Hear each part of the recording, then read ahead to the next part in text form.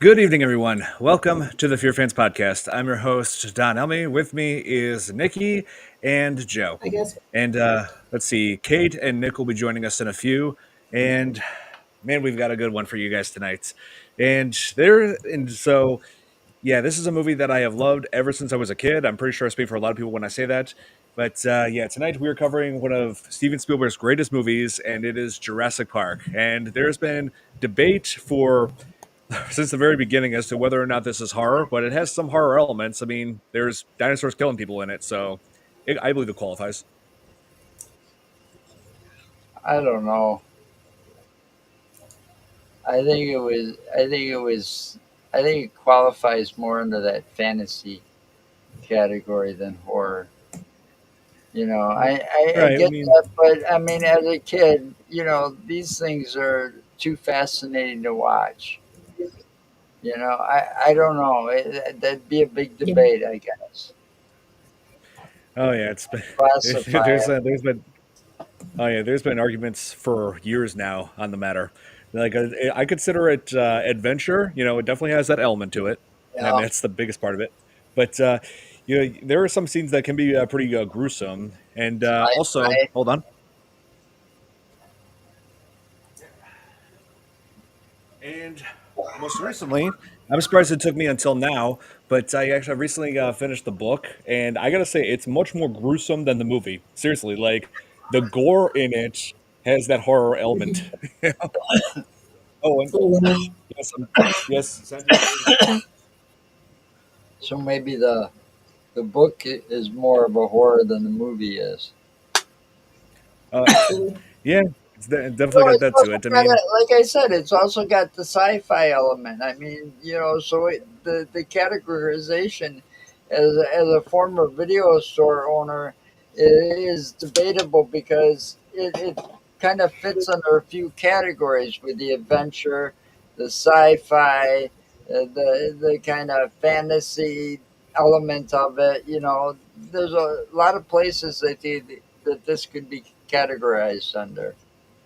But I would have never really considered it a horror movie. That's just my yeah, opinion. well, I mean, Jaws has like so many different categories to it. Lots of people consider it thriller. Lots of people consider it Yeah, like adventure, horror. but Yeah.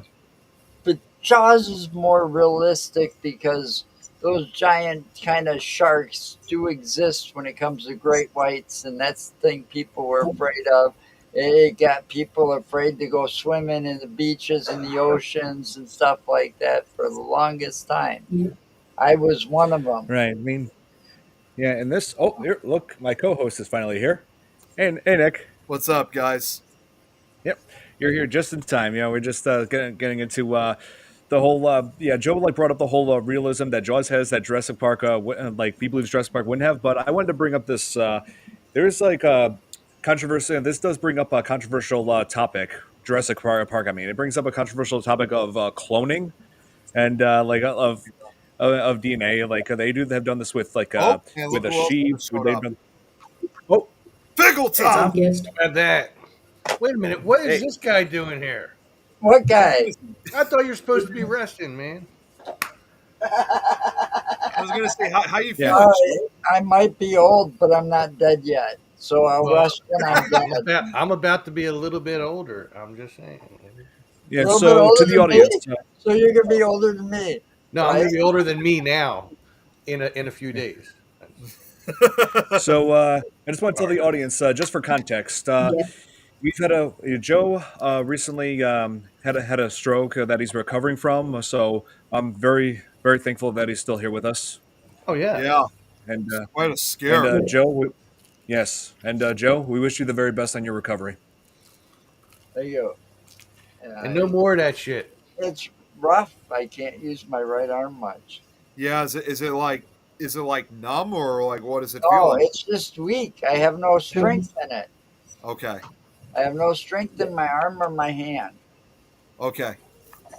So Just take it easy on yourself. at least I can speak and I can swallow. I can Yeah, drink you my sound soda and fine. stuff without choking. Like last time, they had to keep me because I couldn't. It was worse. It affected my speech and No, you So, sound Right. fine. You sound like your normal self. I mean, that's I was going to say, as long as you're able well, to talk and you a couple of years ago when I had the first one, it affected my speech. oh yeah. Nick. Why are you Well, flashing everybody? well, as long as long as you're able to speak, you're able to swallow and stuff. I mean, for the Yeah. most part, that's what's most important. So and I've also got a heart monitor that I got to wear for the next couple of weeks, so Okay. they can keep an eye on me. Sure. And this lady's here too, which is weird because she's Yeah, never good to have you back, Mickey. Yeah, she barely Hey. shows up on here. She's She hiding actually, I'll tell you who's behind- never. she actually messaged me prior before we came on because she wanted to surprise all you guys. I was surprised. Because it'd been such a long time since she's been on the show, so I sent her the link separately so she can make her secret entrance onto the show. Yes. I You know missed who hasn't been on the everybody. show for a while? Well, What's Oh, that? yeah, Nick. You know who hasn't been on the show for a while? Jill. Yeah, I know she's Yeah. been going through a lot, but Hearing I will static. say this: I know we're a day late, but it was her birthday just yesterday. So happy belated birthday to Jill. Hope you had a happy Yes. great one. birthday, Joe. Hope you're watching. Yeah, hope you're Yep. watching. You'll We watch missed you. later. Hopefully you come back soon. Yes. Does anybody else Happy hear birthday, static, Jill. or is it just me? Yeah, I'm hearing that too. Okay, I just want to make sure it's not my computer. Wait, is that buzz noise or? No, it's just like a little static. Oh, that's Yeah. what I mean. Static. Yeah, I could hear it too from my end. It's not me. No, I just wanted to make sure it wasn't just my computer because it does Okay. that sometimes. Is it? Wait, Nikki? Sure. it's putting it's putting You're in. on. Hang on. I muted my mic. It's not coming from me. Now it stopped. Yep, that's It's Nikki. Nikki. Well, Oh man. Man, Nikki, you need a new phone. Or a new Yeah. computer. I mean, it's not Oh, terrible or I'm anything like that. I mean, as long as we're Hey, able to hear Braxton. it. Glad you joined us. You know, Thank you. No, we it's got not. to make sure. Just another thing off note and off topic. When Tom's birthday hits, we got to flood him with the over the hill and the 50 emojis. Right. That's right. And so, 50. right. And so Jurassic Park. This came out in 1993. It was based on the novel by Michael Crichton, and Sure, I was born.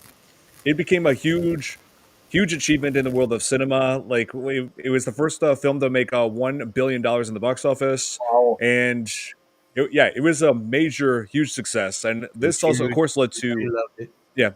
and and this, of course, led to sequels, video games, tons and tons of merchandise, toys, and also just the other day I was over at my sister's place for my niece's 8th birthday, and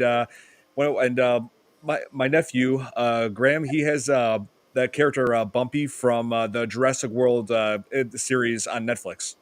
Yeah, they Awesome. marketed to 6-year. Yeah, they market this to 6-year-olds.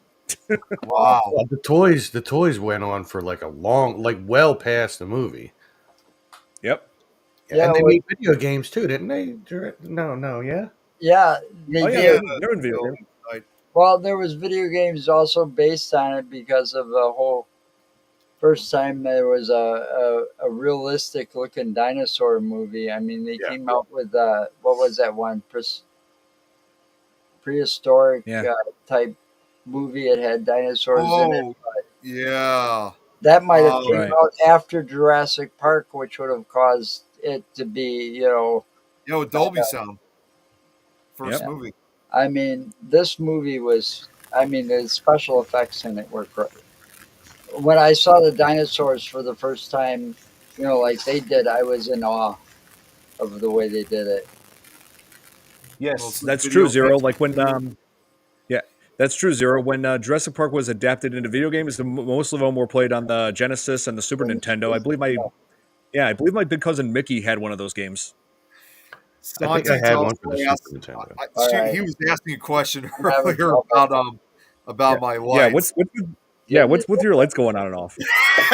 It's my Valentine's Day lights. I got up. I got most of them up except for I've been working on decorations for the last 2-3 days. This is going to be my last night because I got almost everything up. But You know what you it's should just do. the lights. I was going to say you should know this by You now. you should Yeah, you should get a hey, pack I was, of stickers that are hearts and just wear the sticker on every live feed you're on. And if anybody asks, just say, "Well, I got my heart on." You know, it's Well, I got you know what? wow. I got a heart on right here, right behind me on the wall. you got a heart on wall. You know, that's 10 days away. I've got 10 Oh, days to and get my arm working. Good. Yeah, yeah, hopefully. and Yeah. even today, you get Jurassic Park games on your phone too. Here, Oh wow. Yeah, I was going to say I think they're still making video games You know, to this day. Valentine's Day Yep, is also Jurassic my World the game. anniversary. Oh, that's right. You're Ah. right, Joe. It's also Yep. 7 days after my birthday. I'll be married to my wife 15 Oh, years. and look who also just showed up. Oh, What's Hey. up, Kate? What's up? Oh, look at her cute little hat. I know, I've got my dinosaur hat Oh my on. God! I Oh, didn't even. see? I was about to say, what is that? Now I can see that. Here, when I saw you down in the bottom, I thought you were wearing your Tom's World hat. I'm like, oh, look at this. Not quite, yeah. I just stole it from my daughter. Hi, Thomas. Oh, and also, just real quick, guys. I mean, I was talking to her earlier. Lois might make a brief appearance on the show tonight too. That is, if she's up. That is so. I don't know if she is or not. But it's a maybe for her. But just for like maybe a minute or two. See, Nick likes to flash everybody every once in a while we're Yep. on. yeah. Hey, so Nick, I've been warning you. Those strobe lights are going to cause somebody to have epileptic seizure or something. Well, that's why these are actually the dimmer lights, so they're not as bright. So it shouldn't be too I just want terrible. to ask, how are you, Joe? We're worried about you. Yeah, we were asking him earlier. I'm doing as good as can be expected. I'm just frustrated. Okay, Joe. Not having the use of my right arm is not easy. Oh, you're right-handed. Well, with most of this stuff, I mean, think about it. I'm old school, and I know this isn't a topic that I should, but everybody knows I'm a stoner. But when I go to light my pipe, it's hard. Oh, yeah, I could imagine. Well, you know what? You got to hold the pipe with your teeth. Yeah, it's a chore. Yeah. It really is. But Or you got to make a little stand. But to open my soda is also a chore. You know, but I write left-handed, so it didn't take away my writing. You know, I can still write. I write left-handed and I left right-handed, and I. But everything else, you know, my mouse is over on my right side. If I was still bowling, I would, you know, that's right-handed. You know, that kind of stuff. Right. But I grew up as a left-handed person to write. You know, when, you know. Because you want to be different. Yeah, I don't know what that was. it was just, you know, so at least I can still sign the checks for the bills. There you go. Yeah. There you go. Yeah. Well, hey, we're hopeful that you're able to recover from this, Joe. Yeah, I mean, very quickly. Not our support, Joe. No. Very quickly, we want again, to I heal haven't quickly. recovered yet. As soon as this hand comes around, but I'm fighting it because I'm already trying to do the exercises and strengthen it back up. Okay, I was good. going to So, I say, have no strength. That's all it is I got no strength. I was going to say, Joe, hopefully you'll be able to get that back soon so we can all get to golfing and so you can get your birdies. Yeah, I wouldn't be able to do that. I'd have to use the mouse with my right Yeah, hand. I know. I figured you wouldn't That be able might be to. a chore. Yeah. I'd try Free it. ticket though. to be on you. Well, then I I would would try definitely it. win then, huh? Yeah, I would try it because just playing would be fun, you know, but Yeah. Yeah. I wouldn't be any good at it. Well, at least we just recently got one in, you know? Yeah. Yeah, we'll I get may not back. remember it, but we got Yes. one in. Yeah, you were Yes. quite drunk. Me? No. I don't ever Yeah, drink. I don't know what you're talking about. I like your t-shirt, Don. My T-shirt. Yep, Oh, I I've came seen that prepared. shirt before. That's so Yeah. cool. So most recently I read the book, and it became clear to me why Hollywood, like when this came out in 1990, immediately Hollywood wanted to make this into a film, and all the biggest production companies were like trying to get the rights for this film. I'm talking about it's like Warner Brothers, Paramount, Columbia, all the biggest production companies out there. But in the Joanne? end, Universal ended up getting the rights, and there was only one person they had in mind to direct it: Steven Spielberg. I was going to say, I figured it was going to be Steven Spielberg. That was their choice. Oh yeah, and Steven Spielberg ended up getting paid $250 million from Jurassic Park, and I've never heard of a director getting that much money from a single film. So I that would have was a worked on it huge. for 1 million. They should have grabbed me. I'd have done it more. I'd have been, Well, Oh, here's actually a question I got. Since Steven Spielberg also did this movie, I often wonder how he was able to work. Because hi Joanne. what's up, Joanne? Good to see you here. I often wonder how, because 1993 was also the year when Steven Spielberg made another movie, which is still controversial in some way, but it still won a lot of awards, and undoubtedly that was Schindler's List. So I often Yes, wonder, like, Schindler's List. because go ahead. Yeah, that was definitely one of his. That was definitely one of his most hardest films to watch. It's an amazing Yeah, film. Don't get me wrong, Schindler's List. It's yes. good, but it's really but long. really It's going a over the great history. movie, but it's just horrifying to watch. So But I often wonder a lot of times, like, how Steven how long is Spielberg it? was able to work on both movies, Well, Jurassic yeah, Park and Schindler's List. yeah, his schedule was definitely fun, like very full back then. And here's the thing, Nick. I told you that he got paid like so much money for Jurassic Park, but you know how much he made for Schindler's List? How much? Zero. He asked not to be paid for it. Seriously? Yeah, Wow. he asked not to be Yeah. paid for Schindler's List because here's the thing, Steven Spielberg, and this is perfectly understandable. So I mean, Steven Spielberg, he's Jewish, and considering how Schindler's List was going into a dark chapter of Hebrew of You're like up, practically. The Jewish culture, and that he didn't want to profit off of that, off of the arguably the darkest time for the Jewish community, and to this day he will not sign I was going to say, a he does single not DVD. sign anything. See, Nope. and I often wonder a lot of times, like when he had to go back and forth between Jurassic Park and Schindler's List. With Jurassic Park, I mean, there's no doubt in my mind that he probably had a lot of fun directing this movie. I mean, I could certainly understand that. But when he worked on Schindler's List, he said that was literally one of the hardest movies, even behind the scenes. It's one of the hardest movies he ever worked on. I mean, he even said there were multiple times that he was crying behind the camera. So like, even you would only think that was, for most films, whether you're trying to scare people or make people sad, that's usually for the view of an audience member. It is rare to have the director themselves, basically the crew themselves, being deeply affected by making this film. So I often wonder how Steven Spielberg was kind of able to kind of keep this weight of composure for both films that he was working on. It's Right. Schindler's List is tough to get through though because it's 3 hours and 15 minutes. Yeah, It's a long movie. it's a long movie too. I can do that. If I can do the extended version trilogy of Lord of the Rings, I can do that. Oh, geez. You know what? No, the best Lord of the Rings was the original animated one. I'm sorry. Oh yeah, I have the book to that. And, The animated. I I don't can't know where watch it is. And then when the Hobbit got his own show, then Leonard Nimoy sang the theme song for it, Yes. the Bilbo Baggins song. Yeah, I've got the entire book, all three books in one. Yeah, that's Hello. cool. Yeah. I just wanted to say really quickly, I feel like Schindler's List is a must-see for everybody once in their life. Like, I it should saw be that movie when I was- I had to do compulsory. it in peace. Yeah. I actually saw that movie when I was in high school. They showed it. Thankfully, Oh, by good. then, a lot of us were Yeah. like a lot of us by then were like 17, 18, 19 years old. So we were pretty much old enough to see it. So we saw it in our senior year, and I'll be honest with you, that movie. I've learned obviously a lot of stuff about World War II, including the Holocaust. But to me, that was while there have been other movies and TV shows focusing on it, Schindler's List really stands out the most. It really is that type It's of because movie. it's real.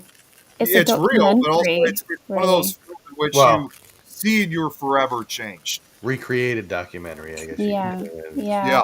And you know the cover that you showed on with the girl in the red coat? Yes. When the actual woman who that is went to see this film, it triggered her and she wrote her own memoir of what she went through. It's called The Girl in the Red Coat. Yep. Huh. It's an amazing book. You I'll have to guys look have at- to read it. It's incredible. Yes, The definitely. actress, I don't know if you guys heard, the actress who played that little girl in Schindler's List, she was only about like 3 or 4 years old at the time. Yeah. And they said to her that she was not to see this movie until she was at least 18 years old. But Yeah. of course, typical of kids, like years later, because curiosity gets the better of them, and she ended up seeing that whole movie, including that part. Those parts were raw by the time she was 11, and she said she was absolutely horrified of what she was seeing, despite that she herself was in that film. But yeah, it was kind of. One thing for sure is 1993 was certainly an interesting year for movies with Steven Spielberg for both these projects. Right. Oh, and Nick, Um, Robert is the- saying the- that the he's paying your movie that electric you bill just- to stop the lights.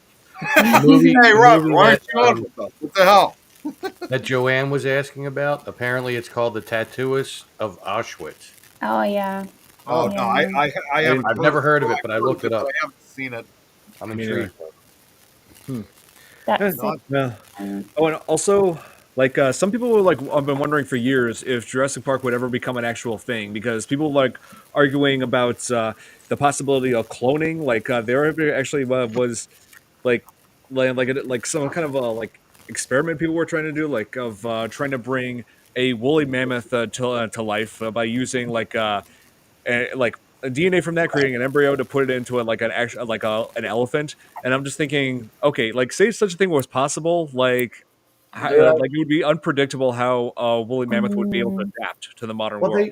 they had a Um, problem with the sheep cloning one that they did. Yeah, too. like Didn't they they- like oh, it yeah. didn't last long or something. Yeah, that Yeah, was I mean- the other thing I was going to point out. If you remember that, there's the most notorious of them was Dolly the sheep, and Yeah.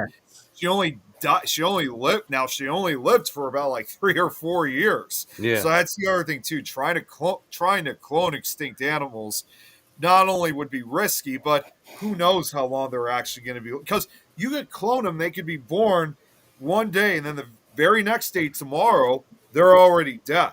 So But we can't even. it could- You To know, me, they're when I trying to think- get that DNA yet for that woolly Yeah. mammoth to do that. There was actually a couple of shows where they went out and it was like that time of year, so that the mud was real soft and stuff. Yeah. And they Oh, found yes. the bones from primarily the tusks, so that they could extract the DNA to be able to do more precise with the woolly mammoth thing. I've watched documentaries on that one. But what they Look, did, you just showed up. You what got they someone did in else. Jurassic Park. Let's Oh, see. Robert's here. What's up, Robert? Hi, Robert. What they did in Jurassic Park though could never Jurassic happen. Park. They're not gonna Oh my they're not God. gonna get DNA from the blood of a mosquito that was in amber. Amber, right? Yeah. You know what I mean? Like, I mean, first off, mosquitoes. Do you realize how tough their little stingers would have had to have been to get through the Well, skin you of a realize how dinosaur? big they would have been back then too, Right, the amber would have to be as big as this room. right? The way how I kind of see it, But more on a more realistic basis, though, when you find something like the tusks that Why, they were Robert? finding, the bones, the woolly mammoth bones that they were finding, they were well preserved because that was like one of those Arctic areas that have been recently thawed out. So it's been under like permafrost ever since they Mm, thought You tickled my extinct. butt. oh, familiar with. Yeah, I'm sure you do, Yeah. Brax. Especially Yeah. by the, We get a bunch of those too. Especially if you look closer by the swamps or the bayou, those are just filled with mosquitoes. Oh yeah, we got a bunch of those too, especially in the forest preserve, especially in the forest Yes, we preserve do. area. And I was Yeah, we get 'em- attacked by we a get 'em here swarm pretty of them. bad. No joke. I got attacked by like 100, 200 of them, and time I walked out, it almost looked like I had chicken pox. I had so many bites; it was My horrible. God. oh my Even at the God. park I work at, Yeah, there's a and lot I of don't- standing water. So, Yeah, I mean, well, no, it was not even near water. I mean, it was just so hot and humid outside that they were just. I mean, it just became like a swarm a cloud of mosquitoes, and it was so bad. I mean, like, you see those videos of people who've been attacked by swarms of bees and bees and other types of insects and animals and stuff. Nope, I've already gone through it, and I do not want to go through that again. So Right. I know exactly how you feel, Braxton. And so, yeah, I wanted to mention one last thing about. She knocked her camera over. She's trying to position Okay. it. Okay. Well, yeah. There's one more thing I wanted to mention as far as the possibility of having a real life Jurassic Park. Aside from the whole controversial aspects of cloning, there's also the financial issues. I actually researched this, and there are studies that say that to build an actual live Jurassic Park or Jurassic World, whatever we're calling it today, would cost about 23 billion. Wow. That's just building it, and Yeah. I believe it. to actually keep it operating would be like be in the tens of billions, like 10 to 15 billion. Yeah. Like, Well, I Yeah, think one of the mistakes Jurassic Park made in the film, not Was having Newman. not the film, but Newman. no, they if they ever make a real life Jurassic Park, Oh, they gotta leave the certain ones out. Like I wouldn't breed the Velociraptors. Hell no. no, the Wow. Raptors would be those will definitely kill you. yeah. None of the carnivorous ones. Like Yeah. Well, you think about it. The way he was talking, they're pack hunters. They're Yeah, they work in like groups. it sounded like the way what was his character Grant. The way Grant was making it sound at the beginning of the film, it's like it's just like a pack of wolves. You see one right in front of you. By the time you realize what's going on, you've got one behind you, one on Yep, the there's side, like a whole bunch. There's like a path. and Yeah. they take that. He scares that kid shitless. But That's what a lot of people those are probably the most dangerous of all the Hell no. dinosaurs on Yeah, that very clever. island. And that's Yep. the other thing too. What Zero just said, they're very clever. They're also very extremely intelligent And I fast. mean, it just goes to And show fast. that these are Yeah. not just like But They can run wild animals. like fast as cheetahs, apparently. Like, so that's what. Well, think about it. If they're related to the birds, like Grant said, that they're related to the birds, like the raptors, velociraptors, raptors, birds, the first thing you think of. Mhm. We've got some pretty fast birds on the planet right now. Right. And we'll just bring them to Nick's house and they'll get all confused because of the flashing lights. the opening scene of Jurassic Park, just that scene alone, made it perfectly clear that bringing raptors to life is a terrible idea because they're exactly. Yeah, especially with that the way Muldoon does it. The who worked to like with the Raptors. It was like basically the game warden of the island. Right. And he described them running at cheetah speed, and also was there to like witness one of the workers dying in the beginning. And Yeah. that scene That's what I was going to was so say too. Is just knowing And not to mention the one he called the queen killed two of them right off the bat. yeah. That's what I was going to say too. In addition to the group, like them working in groups and their intelligence, seeing how extremely fast they are, it's obvious to show that if you encounter, even just one, you're screwed practically because you're not going to be able to run away from them. Well, you definitely got a better chance when surrounded by a pack of wolves than you would a pack of raptors. Or to make it something Nick understands, you got a better chance if you're surrounded by a pack of iron golems that you've been hitting. in Minecraft. Yeah, don't attack them iron golems in Minecraft, Nick. It's a terrible idea. I'm trying to give them offerings. There's a difference. They don't want You don't have to. They will want your protect offerings. you. Just stay away from them if you don't want them to attack you. You just leave them alone, and they hit the bad guys. Yeah, That's their only job. Yes. The only bad guys they don't hit are the creepers. Yeah. So as Muldoon explained in Jurassic Park, they introduced a raptor who he referred to as the big one, who killed all but two of the other raptors. So the alpha. You call her the alpha. So yeah, that alpha is the one who killed that worker in the opening scene, and that opening scene just sets the tone of the film. I Well, love it. they It's were like one of my testing favorite. the gates when the cow got delivered. Yeah, Yeah. The other thing too, I just want to point What's out up, is Mumbo? that this was actually this was back to what you were saying about cloning, Don. Was that like when you think about what happens in that movie, and the idea of trying to clone them in real life in some sort, whether you look at it in some way or don't. This is another one of the examples in which you basically have scientists out there that practically are daring to play God when you pretty realize much. because they're trying to bring things to life, and typical of like a lot of these movies, usually a lot of these experiments and creations usually never go right. It usually goes terribly wrong in the end. And Yeah, and as we see in Jurassic Park, that results in a number of big fatalities. Well, yeah. That's one of the biggest messages about Jurassic Park is don't never mess with nature yeah, because they were selected for extinction. They just let Yeah. them stay extinct. Okay, yeah. You're kind of quoting Jeff Goldblum on that because that's what Yep. he was trying to tell them the whole time. yeah, Chaos Theory. Nature always finds a way. They take out the breeding, they take it out so they can't breed. So they're Yep. all genetically female. yeah. And it's just like Jeff Goldblum says, nature finds a way, and it sure did. And nature Yeah, finds a he was way. right. He was right. Yeah. I have to say that opening scene as a kid, I used to fast forward that bit until I got to like the main bit. And Much then, for you, huh? Yeah, yeah, I it mean, was too much. I will say this: I like the cinematography, like the way it was filmed. Like especially the end Yeah, of it, so where good. Muldoon was holding the worker's arm, but then it just as it slipped through, like the raptor had dragged him away. That's just like symbolizing life slipping through his hand, just like Yep. slipping away. Yeah. Yeah, No, it's so I like it's never boring from start to finish. You're totally fascinated by everything. And right. And even the dinosaurs don't like lawyers. Yeah.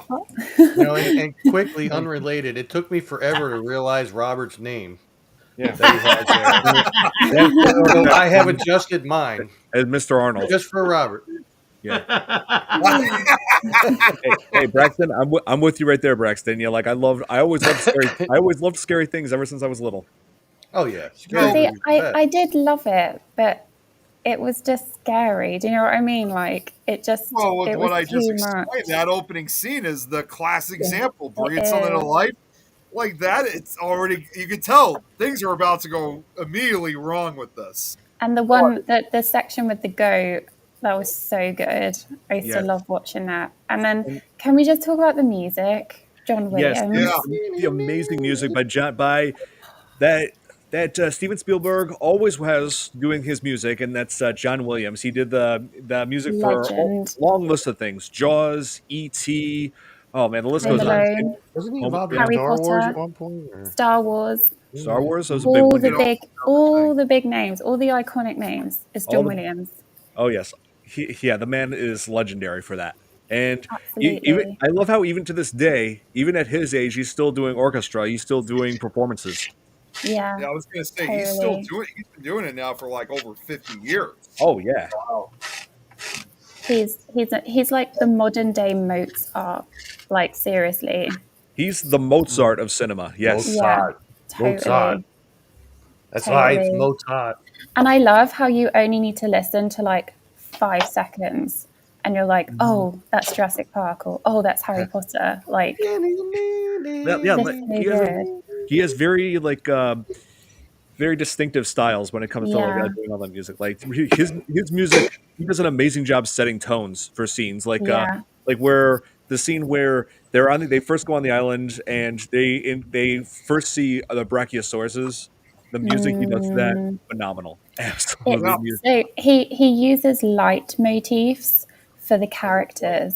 Yes. So it's so iconic because he'll use a particular instrument for that character or a particular melody, or it's just so clever. He's a genius. He really is. He's phenomenal. Yes. And wow, like, and I just love One of the things that this movie won an Academy Award for was the visual effects. You know, the dinosaurs, the way they brought them to life, and with visual effects and also animatronics, which were created by Stan Winston, who also did the animatronics for Aliens. I think we mentioned that, like when we covered that last time. But hey Heather. Oh, Heather. Hey, Heather. Good to see you again. What's up? Oh my gosh, Hey, though. wasn't here for you. Where were you for Tom's Live last night? Because we were kind of doing a pre-birthday celebration. She popped in. She popped in, I think. She did? Okay, I must have missed that then. Never mind. I was just saying, like, how real were those dinosaurs for 1993? Yeah, they did an amazing job with the my visual effects goodness. at the time. Yes, You and know, those animatronics. 93. I graduated high school in 93. Damn. well, hey, you know what? I was born in 1993. Oh my god. I was a baby. Well, Way to make him feel older. I was 3. well, here's actually something. I just looked this up. I had to remind Oh, myself. For God. whatever reason, I couldn't find it. But now I did. Here's something else that you should know. Now, I mean, like you guys were just talking about like the animatronics that were used for Jurassic Park. Let's also think about one other thing, because I mentioned, we're talking about different things that occurred in 1993. Yeah. Well, 1993 was also another year where another famous movie, giant monster movie, was released, at least here in the United States. It was originally released in 92, and that was actually Godzilla and Mothra: The Battle for Earth. I mean, yeah. first was 92, but didn't come out to the U.S. until 93. And I had found out It was that 27 in 93. I had found out that Eighteen. if that particular Godzilla movie really sped it up, it would have actually been the highest grossing film of that year, 1993. But instead, Jurassic Park became the highest grossing, meaning that Godzilla and Mothra: The Battle for Earth became the second highest. So when you look at it real carefully, that there was kind of somewhat of a similarity between both movies when you really look at them with the special. Well, they had giant lizards.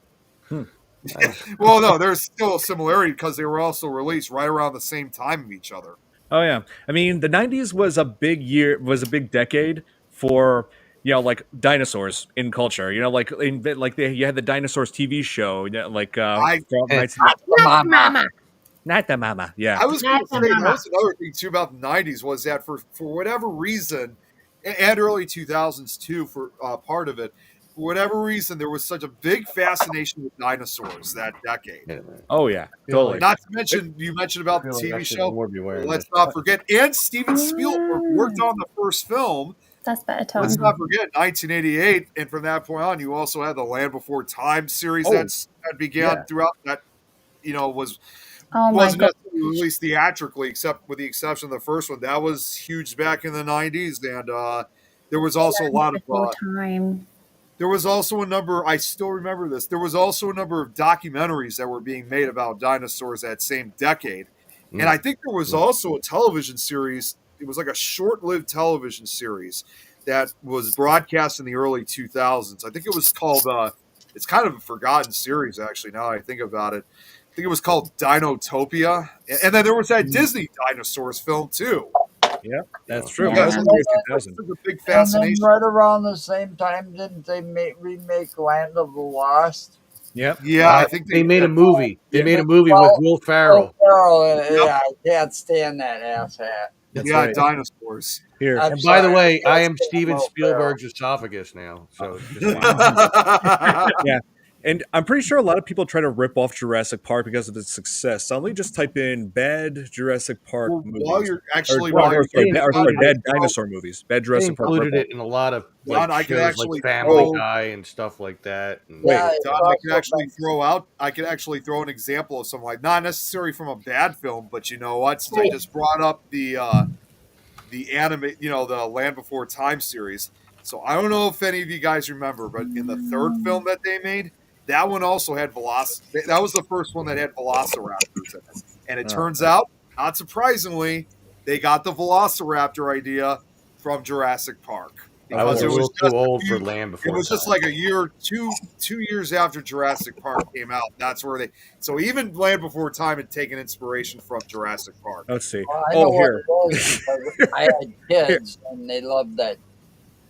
Yeah, I never watched it. I couldn't First one's do still it. the best. Yes, there were a lot of like fossils and also skeletons that were discovered Yep. during that time. And one of them here, one of them is Sue the T Rex, Ew. and we actually have that here in Chicago at the Field Museum. It's the most Ew. complete. It's the most complete T Rex skeleton ever discovered. It's Wow. amazing. Yep. And you know, I just thought of another show that had it didn't focus on Man, she was fat. specifically on dinosaurs, but they had an episode on it. Who remembers? And I still love this show even to this day. Who remembers that show, Bill Nye the Science Guy? I do. Bill Yeah, they Nye did the an episode, Science Guy. and he God. discovered bones too in that episode, and that too was in the 90s. I liked Bill Nye until he became more political, and then I just didn't care. Yeah, Yeah, unfortunately. yeah. Let's see. Oh, here. In case for those who are wondering why the T Rex is called Sue, it was named after the discoverer. Let's see, Susan Hendrickson. That's her name. Let's see. We discovered in South Dakota, and it's been in the Field Museum since 1997. So Wait, if it was discovered in South Dakota, why is it in Chicago. Chicago? I guess I don't know. I guess Field Museum paid the most for it. They should Right, that- where they found it. Science industry. It's a huge building too. They probably didn't have any museum that had the size of what we had, so they were probably looking for a We place got where they a could big have the full museum. skeleton on You display. know, but just because an item's found here in some other state doesn't mean it's going to be put. It might end up at a different museum. Yeah, but That happens all the time because you think about it. Some of these museums are specific. There's like an aviation museum. Like they might have found parts to what's her name's plane that Yeah. disappeared. And here it is in this museum somewhere else. They found it in whatever country it was, but here it is in a museum that's actually got Amelia Earhart Museum. Right. Because it's based on her, and it was based on her, her plane and the loss. So they got moved to the States in the museum with her name on it. Mhm. So that's not surprising that just because, like I said, museum paid more for it probably. I mean, I would have thought the T-Rex might have ended up at the Smithsonian, for example. Right. Yeah. I think Nikki, do you have to leave now? Yeah, that's what I just saw her chat. Yeah, sorry to interrupt, guys. Unfortunately, I think Nikki's got to leave. Oh. So, yeah, Nikki, I just responded back to you. We've got bushfires. Yeah, they're getting. Can you let them know why? Thanks, Nick. Yeah, the bushfires they've been having. I mean, I understand. Obviously, part of it's the heat, but also, unfortunately, because Nikki and I did have a chat about this a few days ago on the phone, that unfortunately some of them were also started pretty much by some idiots that just didn't know what they were doing. that's usually what the case is. Yeah, Usually, stick it out the window. yeah. Unfortunately, in this case, unlike what's currently happening, in California, a lot of these That was fires also started by idiots too, by the way. Yeah, I'm sure actually, people no, were. I take that back. No, I take that back. I should probably say similar in the case like what's happening in California. A lot of these fires, unfortunately, were man-made, so there's definitely a lot of concern. Jesus. Yeah. Man. We've come a So long way hopefully- since the hopefully she'll be- caveman days that we hopefully could just she'll be create okay. fire like that. Yeah, pretty much. Oh, and here, well, while we're on the topic of the T-Rex, yeah, let's talk about the T-Rex in this movie, which fans have called Rexy. Yeah, like at first it was like, obviously this thing is like one of the dinosaur that stands out most from this film, aside from the Raptors. Like I love the visual effects, the animatronic, like the way they did that. It was Yeah. like made out of Incredible. yeah, it was made out of foam, rubber, latex skin, and it was controlled by Yeah, and I believe it was coated with like silicone to make it like water resistant. Even though I'm pretty sure it did get water damage at some points. You know, it was pretty much like the animatronic from Shark from Jaws all over again. Yeah. Only not as bad. For as monstrous sized as they made that out in the first movie, was it the second or the third movie when they introduced the bigger one? What was it, the megalodon or whatever? Spinosaurus. that Or was the later. bigger one, like, and it like made the T-Rex seem like small. Yeah. Yeah. But Ever since I saw Jurassic Park 3 when I was 9, I kept calling that the Spinosaurus. Yeah, I kept calling him Spino.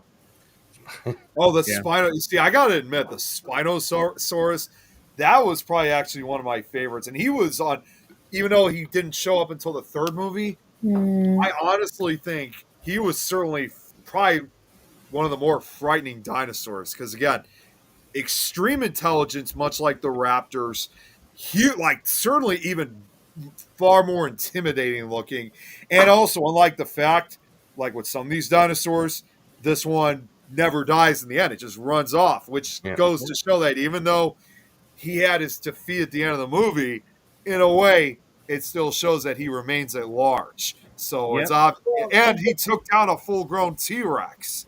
Right. Yeah, I mean, but the T Rex in Jurassic Park at the end, it became like the hero saving the group from the Raptors. Like that's like one of my favorite Deus Ex Machina in film history. That's one of the best Deus Ex Machina moments. But much like the Rocky series of movies, No, it should have ended with the third one. Hey. The third one should have been the end of the damn movie. I agree with Zero. Like the T Rex was definitely among the most terrifying, the most menacing dinosaurs in in that first one. Yeah. Absolutely.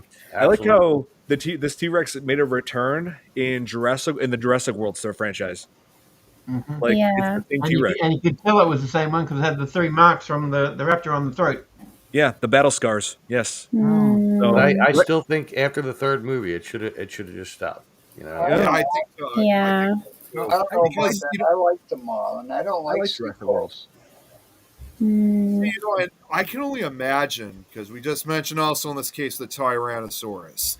Thinking ours, I just can't help but think to myself, geez, I wonder what it must have been like when it first came out in theaters and hearing those roars that it made. Like, can you imagine how loud it must have been in the theater? Like, Even though for the first time being released, Even there's no doubt though- about it. It probably like took people by surprise. even though they don't actually know what the dinosaurs sounded like, No. it's only a guess. It's all speculation. Yeah. Yeah. I mean, there's movie versions, but then there's the actual versions of like where they have like the like the vocal cords or whatever, and they can kind of simulate it, and it's way different.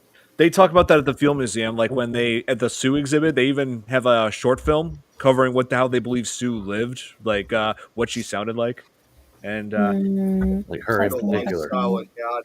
and you know, and also I wanted to mention this one last thing, Nick, about go the on. T-Rex, about the T-Rex in this movie.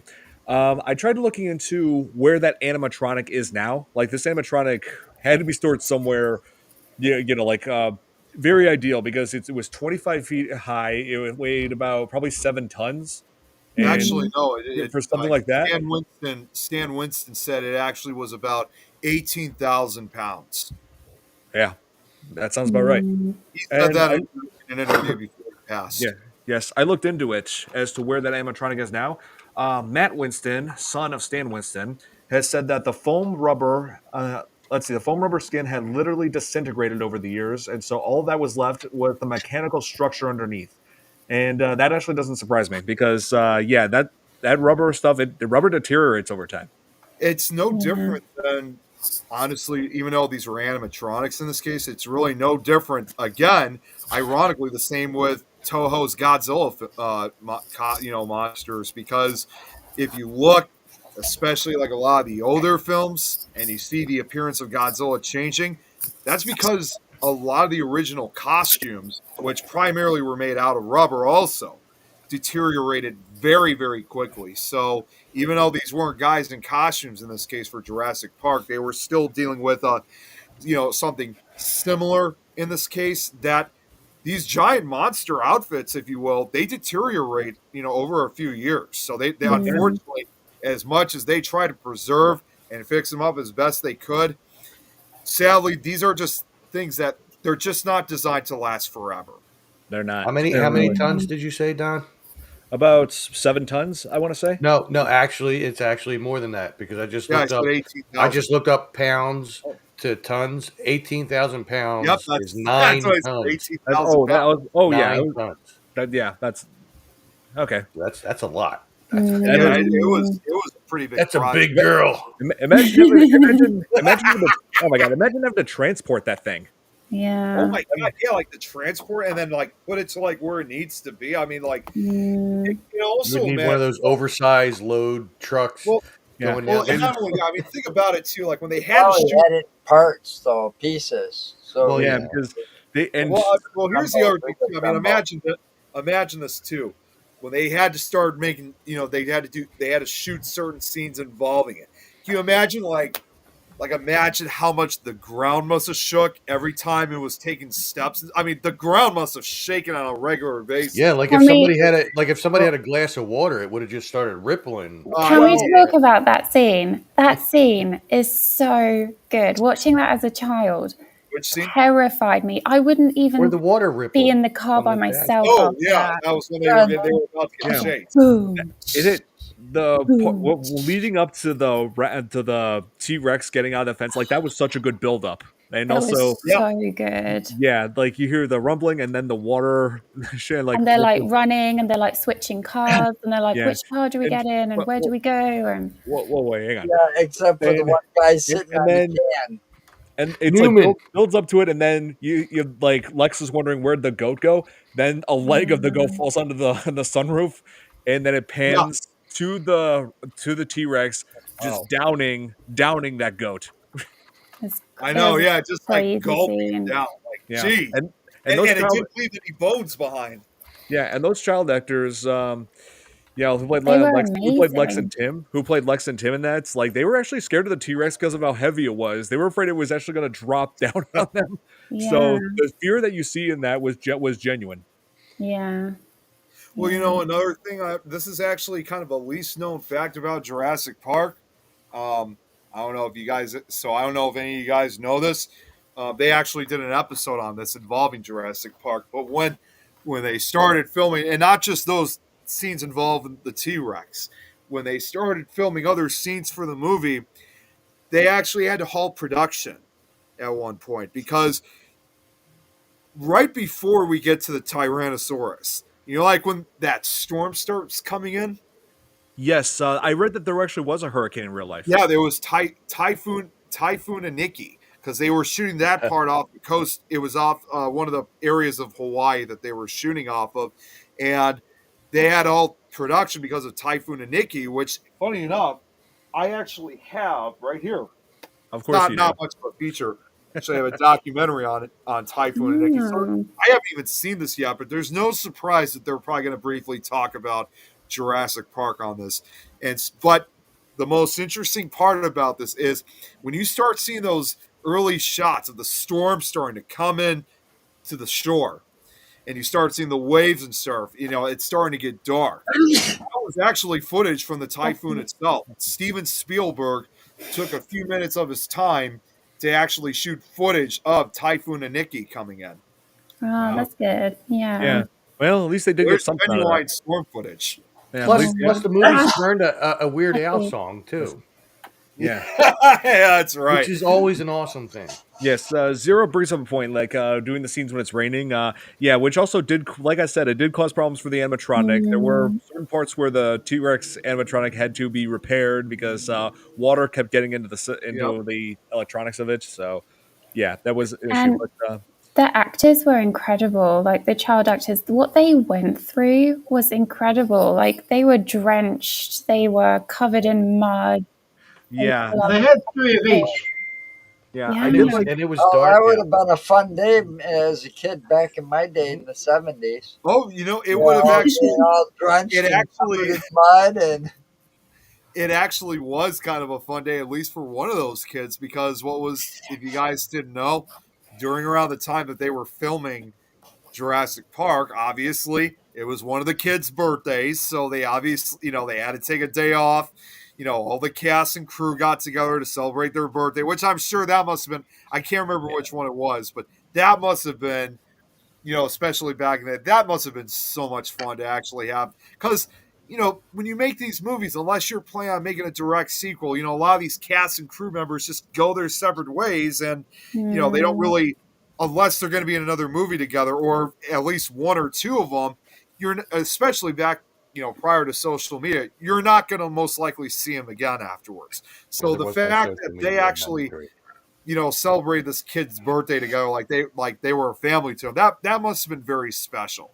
Oh yeah. And they discussed that. The show I was going to say that they discussed this was, if you guys remember that show Storm Stories from the Weather Channel, they did an episode on Typhoon and Nikki, and they even went as far as interviewing some of the cast members from Jurassic Park on that. So that was quite a special episode that they even went as far as interviewing the cast members. Wow. They didn't interview Steven Spielberg though, which is not surprising, but they interviewed, quite a few other cast members. Dinosaurs are running wild. And so let's talk about the cast members. So of course we have Sam Neill, who played Dr. Grant, and now that I've read the book, I did notice several differences. Like one of the biggest things about Dr. Grant in this film was like his character development with kids, because in the movie he was depicted as having disdain towards kids, which he demonstrated like where he explained like to the kid who was poking fun at the raptor skeleton. Yeah. Yeah, that one scene. But then through character development throughout the film, during his time with Lex and Tim on Jurassic Park, he warmed up to kids. In the book, he didn't really have issues with kids at all. He really enjoyed how Tim's was knowledgeable with dinosaurs. So Maybe I that like was, Sam Neill, like with but what he does. but maybe that was Dinosaurs. maybe that was Sam Neill's, actual part of his thing where he didn't like working with kids, maybe, and they put that in, because sometimes they'll do that. Some of the real person is going to come out in their characters that they play. Right, and one of the differences is that in the book, both he and Dr. Sadler were not in a relationship. Like, she was already engaged to someone else in the book. Yeah. Yeah.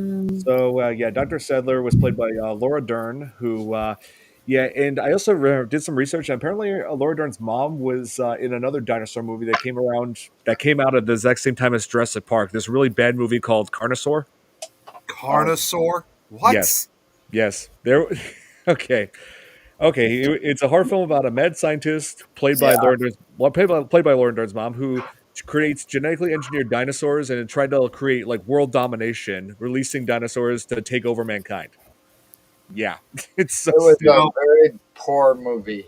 Yeah. One other movie I could think of that ironically Sam Neill was in, I didn't even recognize that he was in this, because I know he was a little bit younger, was You got it. Yeah, Omen 3. I saw that. I was like, and then I didn't realize. I'm like, wait a minute. That's Dr. Alan Grant. Like, wow. Yeah, you got it, John. Yep, he played Damien when he was out to become president. Yeah, when he was an adult. Oh, that's right. Also, do you know how old Laura Dern was in the movie? Because I remember seeing this as a kid, and I was like, you can find out right now. Let's see. Like, she had been in her 20s. She was 26. I think she was 23. 23. Yeah, Laura. I was 26, I think. Grant. Was Sam she? Neill was born in like 1947, so he was like in his late 40s already. Yeah, but I like your perception as a kid is like, oh, they're so much older. Like she's right. She's in like her. And they're really old. He must be like 50 or something. Yeah. And she's like 26.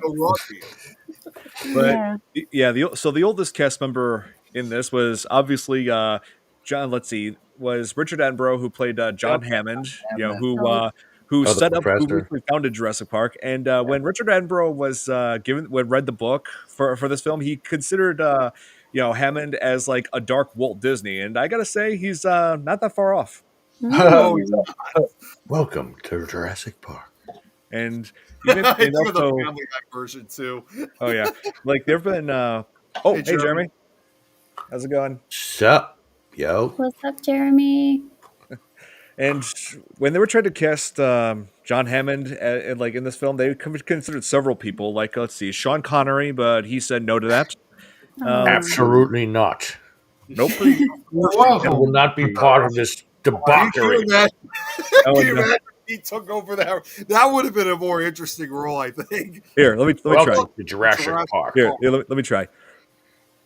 Dr. Grant, my dear Dr. Sadler, welcome to Jurassic Park. Na, na, na, na, Maybe, na, That's na, not na, what I maybe, na. maybe they thought he would be like too sexy for the role because he was like James Bond. Well, no, they didn't reject him though. He did. He rejected them. Yeah. He said no to Oh, it. Man, imagine if they yeah. just got John Lithgow for it and just said, Well, screw it. they also considered Clint Eastwood. They've considered Oh, Marlon God, Brando. no. Oh, Yeah. wow. Let's see, Marlon Brando. What? Marlon Welcome to Brando. Jurassic Park. Yeah. No. Yeah.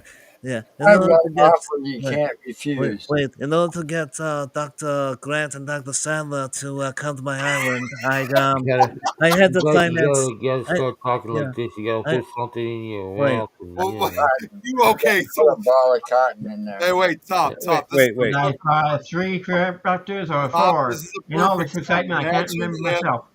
Tom, this is a perfect time. Imagine if Sylvester Stallone. Oh my. God. Welcome to Jurassic Park. You know, Yeah, but you know we got some dinosaurs and shit. You know? Hey, you know, hey, In order to get Dr. Grant and Dr. Sandler onto my island, I wanted to finance the dig for another 3 years. Now that's an offer they couldn't refuse. Jeremy's asking Don. Okay, now do that in Jim Carrey's voice. oh, you mean that's the Grinch? Yeah, no, just Jim Carrey.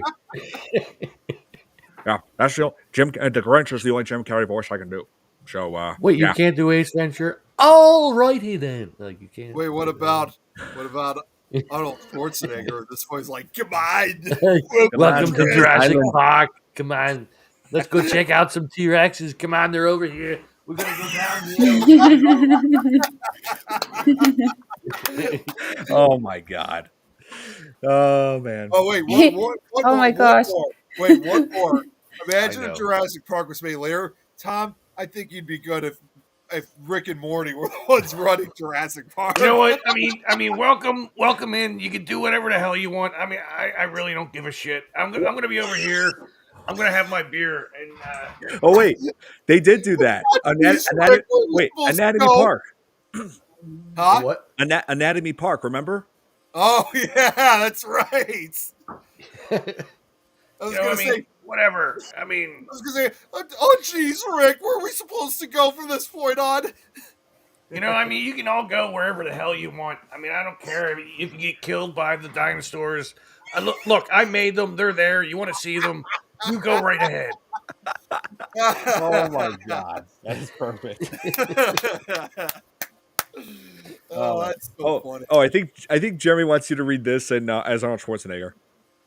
Welcome to Jurassic Park. I'll be back while you get mauled. Come on. I mean, he would just be like, I don't know, with 2 raptors in his hands, just like working out. Yeah. That's what Keep he would looking be up the doing. T-Rex. Put Oh, the yeah. Newman down. And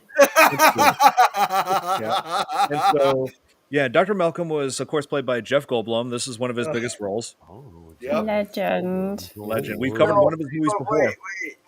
Back, didn't anybody ever think of this? Back when you first saw Hammond in that white suit and that hat, didn't you all just like kind of crave KFC? Yeah, I A was little about bit. to say A little that. Like, Yeah, KFC he did have that kind of I that kind of look. yeah, to yeah. To quote Robert De Niro, a little bit.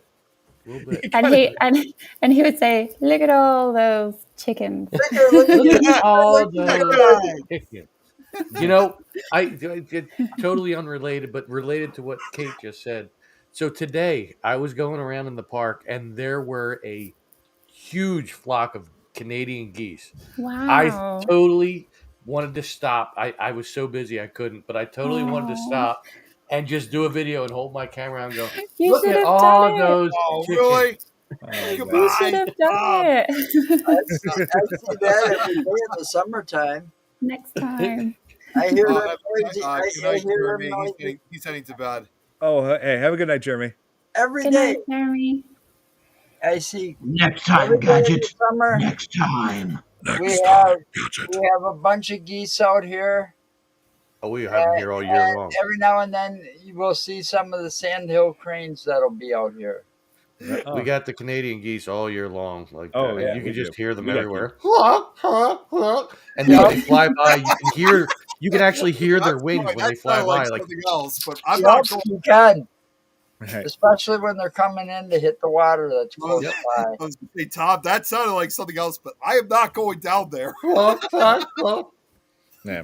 So here we got. Anyway, Yeah. So we've got Lex is played by Adriana Richards. We've covered one of her movies before, Tremors, where she played Mindy, and that was 3 years before this. Yeah, the girl on the pogo stick. Tremors is a great movie. Oh, I Yeah, love That's it. the movie. Yeah.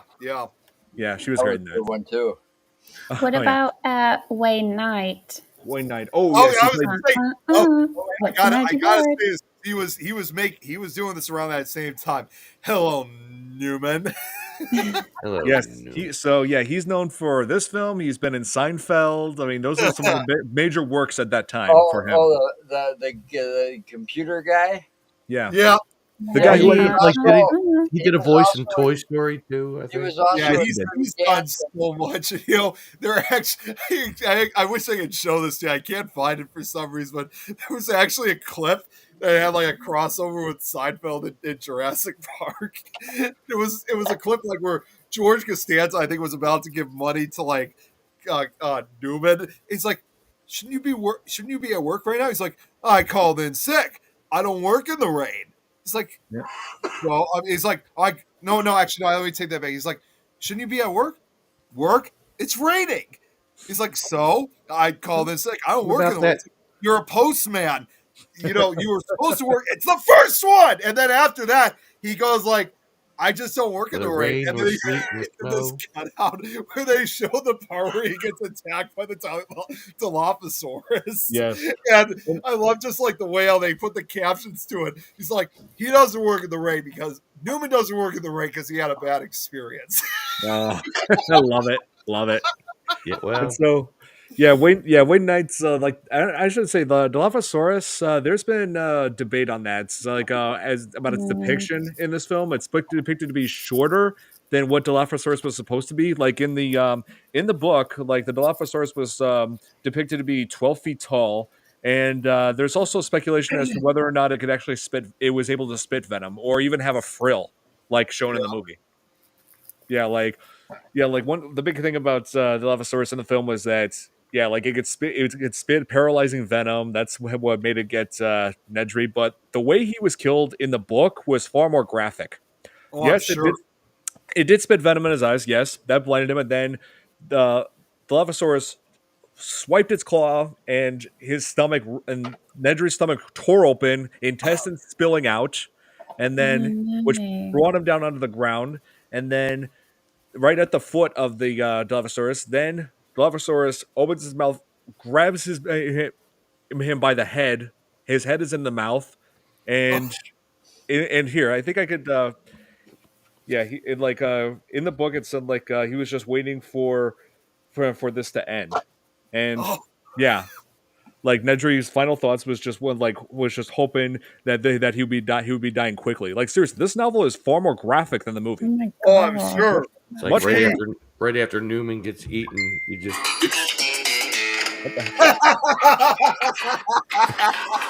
You had to put playing. that in. It What was like a little that? Seinfeld segue. That was music. Seinfeld. Come over here. Yes, and so let's Robert, see. I gotta show this picture that Robert showed in the chat. Don, you're gonna like this. Oh, this talk about the Dilophosaurus. Check out what Robert had said. I don't know if you guys can see that. I You didn't guys see see it? anything. Don't see it. It's because of your lighting. Loosened up on me. Here, Hey. hold on. I'll have to share screen it. Yeah. Okay. So let's see. It's like you want to see that dinosaur coming down and just coming down on that porta potty, and then all of a sudden, Oh my god. Oh wow. Yeah, that's the other thing too. I remember that clip too. Like right at the end, before the Dilophosaurus attacks them, they like put it to like a Seinfeld. But So didn't they depict those dinosaurs as another pack hunter as well? yeah, it was. Okay, so this is what I'm trying. This is what I was trying to share. Hopefully, Don, if you can. And then we have to talk about the raptor scene Yes. with Yeah, the kids, I'd like to get to that too. because that's Oh, yes. so good, so iconic. Wait, where the hell is? Oh wait, sorry. Internet's stalling a little bit. And In the kitchen. that's relevant to the other actor I wanted to bring up, Joseph Mazzello, who played Tim in this. But, yes, and there was so that scene where they're brought back to the visitor center, like they're enjoying like a nice buffet full of like Jello and ice cream, and they're forced to return. They're retreating to the kitchen when they hear raptors. Oh, here. Yeah, I got it. I'm ready. I'm ready. You got to see this. I just Oh my saw gosh. Oh my god!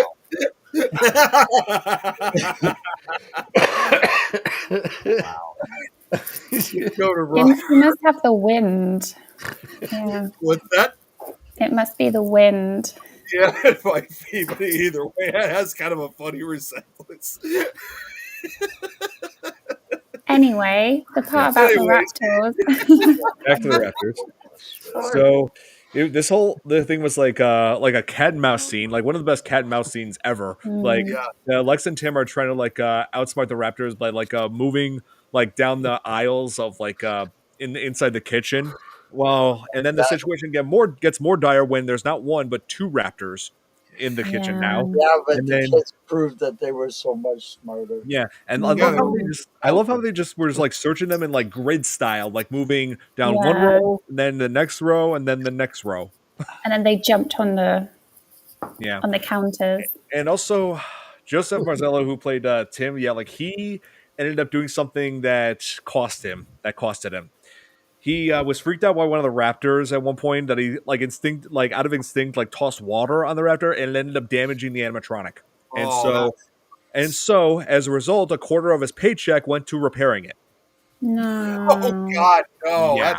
That's a bit worst. mean. Like That he was really obviously is. scared.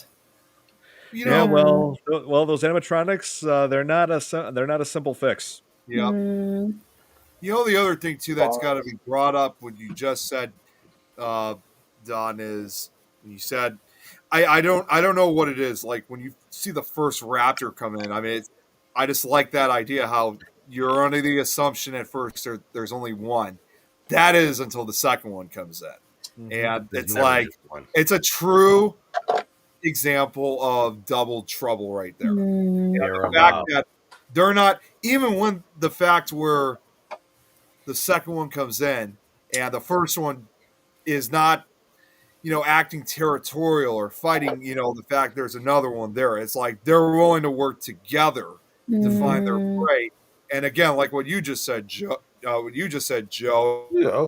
show how much, just goes to show how much intelligence they have. That Oh yeah, I mean, jumping up on the tables too. It's like that sign of you can't hide from us. Pretty much. yeah, but the kids proved though. Again, the kids proved they were much smarter. I mean, look, the one ducked into the one side and was using her reflection to kind of distract them. That was I mean, brilliant. that was like a brilliant thing to do. yeah. They're like scary With all Terry. that stainless steel, that's like mirrors. Yep. run, but you can't hide, bitch.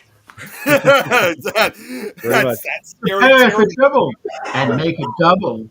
Oh, jeez, he sure uses the word bitch a lot.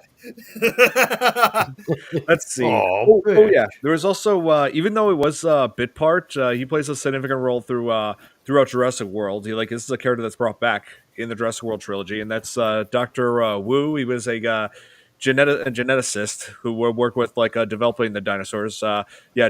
Wu. He's featured in just that one scene, but yeah, he's played by BD Wong, who I've seen in all sorts of things. Like the first time I ever see, well, it was like a voice performance where he played Shang in the Disney film Mulan. His first name is BD. Oh. It's BD. It's their initials. Oh. I never looked up his. I'm thinking like the whole name spelled out, and I'm thinking, man, that's what Twiggy used to say in Buck Rogers. Beady, beady, beady. No. Like, Yeah, you guys are too young to remember that show. You know, though. it had an all-star cast, if you think about it. did. Samuel L. Jackson was in there even. Yes. I was about to say, we haven't even brought up Samuel L. Jackson. I was getting to him. Yeah. Like all Samuel L. these Jackson- mother dinosaurs on this mother.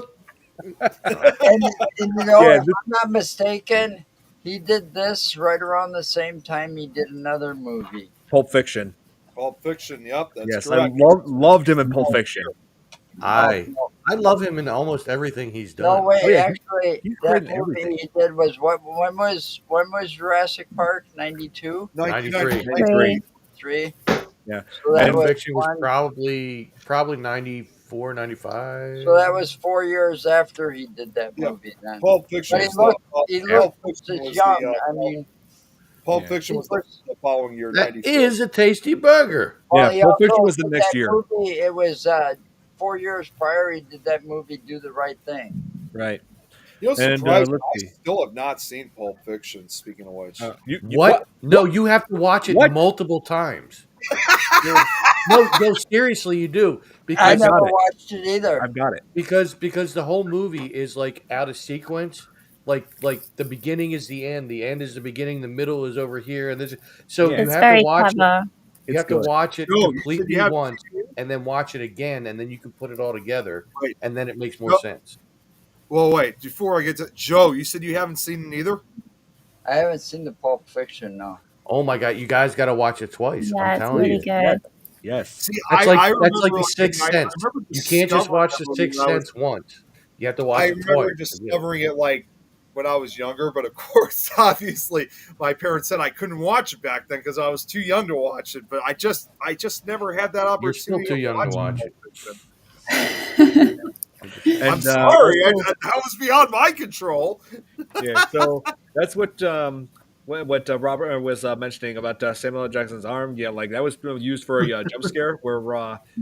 Dr. Oh, Tyler was going yeah. down Where to he's like, restore the power.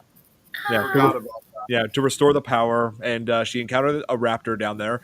And when she backed towards the wall, like out of the darkness came an arm, which was Samuel L. Jackson's arm. She was like, "Oh, Mr. Arnold." Then she moves forward to turn to see look behind him, only to discover it was a severed arm. Yep. Motherfucker. terrifying. Oh yeah, it's the same thing happens in How the book. many times is he going to get his arms cut off? Yeah, that has happened quite a couple At least, times. hey, at least it wasn't his arm that got torn off in Deep Blue Sea.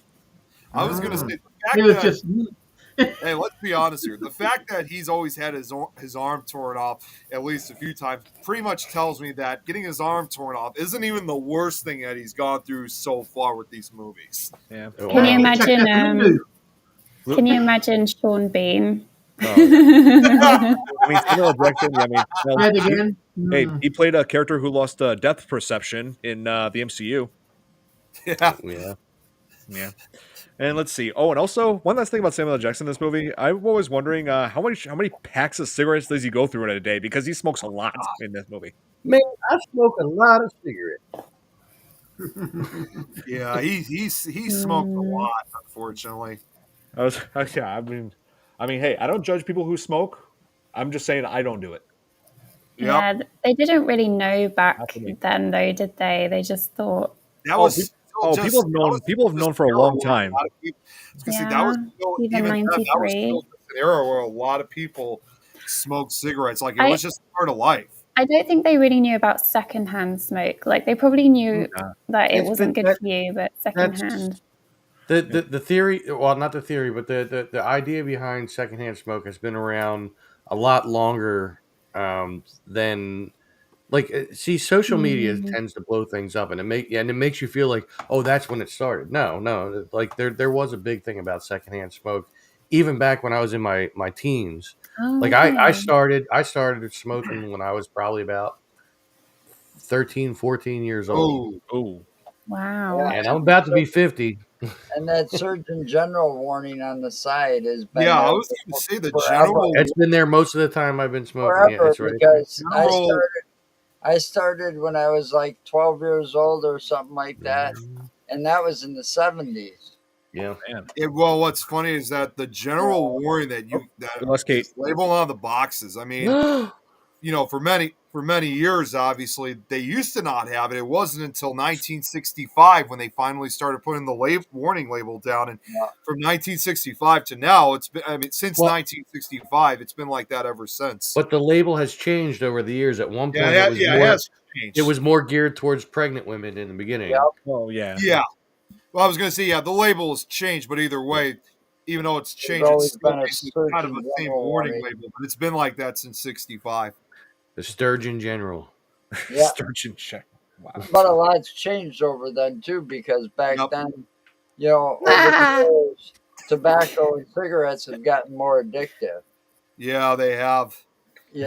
And the generics aren't so generic anymore, because Nope. they're, if you look closely, some of those generics are made by the same people that make Marlboros, for example. Mm-hmm. Yeah. And what was I going to say before? Oh, yeah, the actor B.D. Wong. Last thing I wanted to say about him is that I've seen him mainly in like TV shows. Like he's been in, let's see, Law and Order, Oz, Mr. Robot. Oh, and also he was in that Netflix.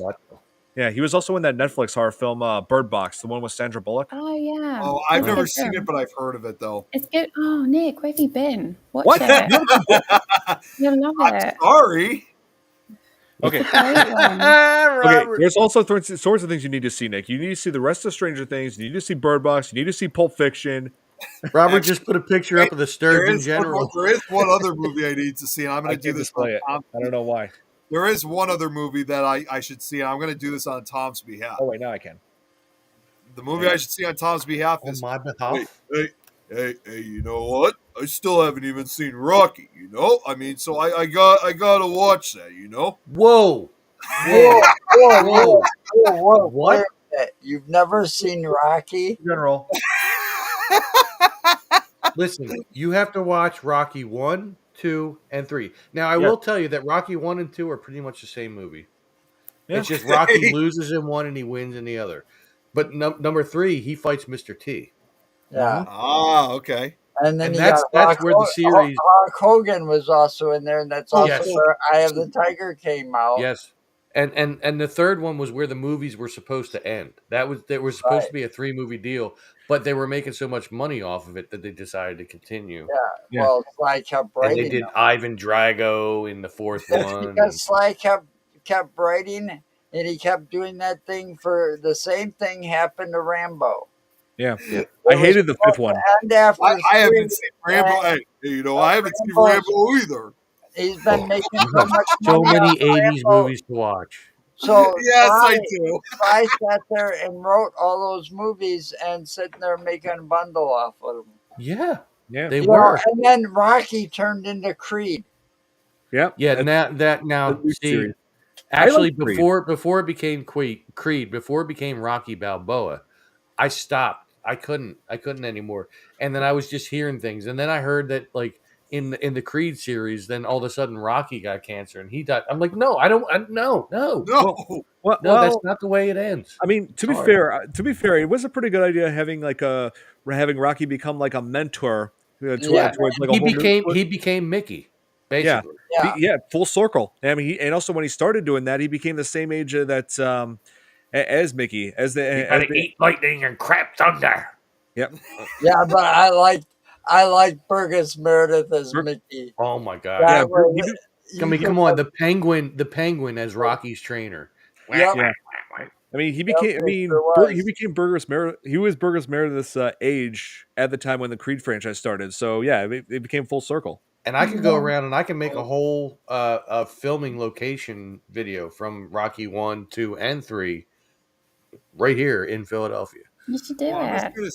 just going to say But that some of them are in bad neighborhoods, and I don't want to put in there. does that include Dinosaur Lake?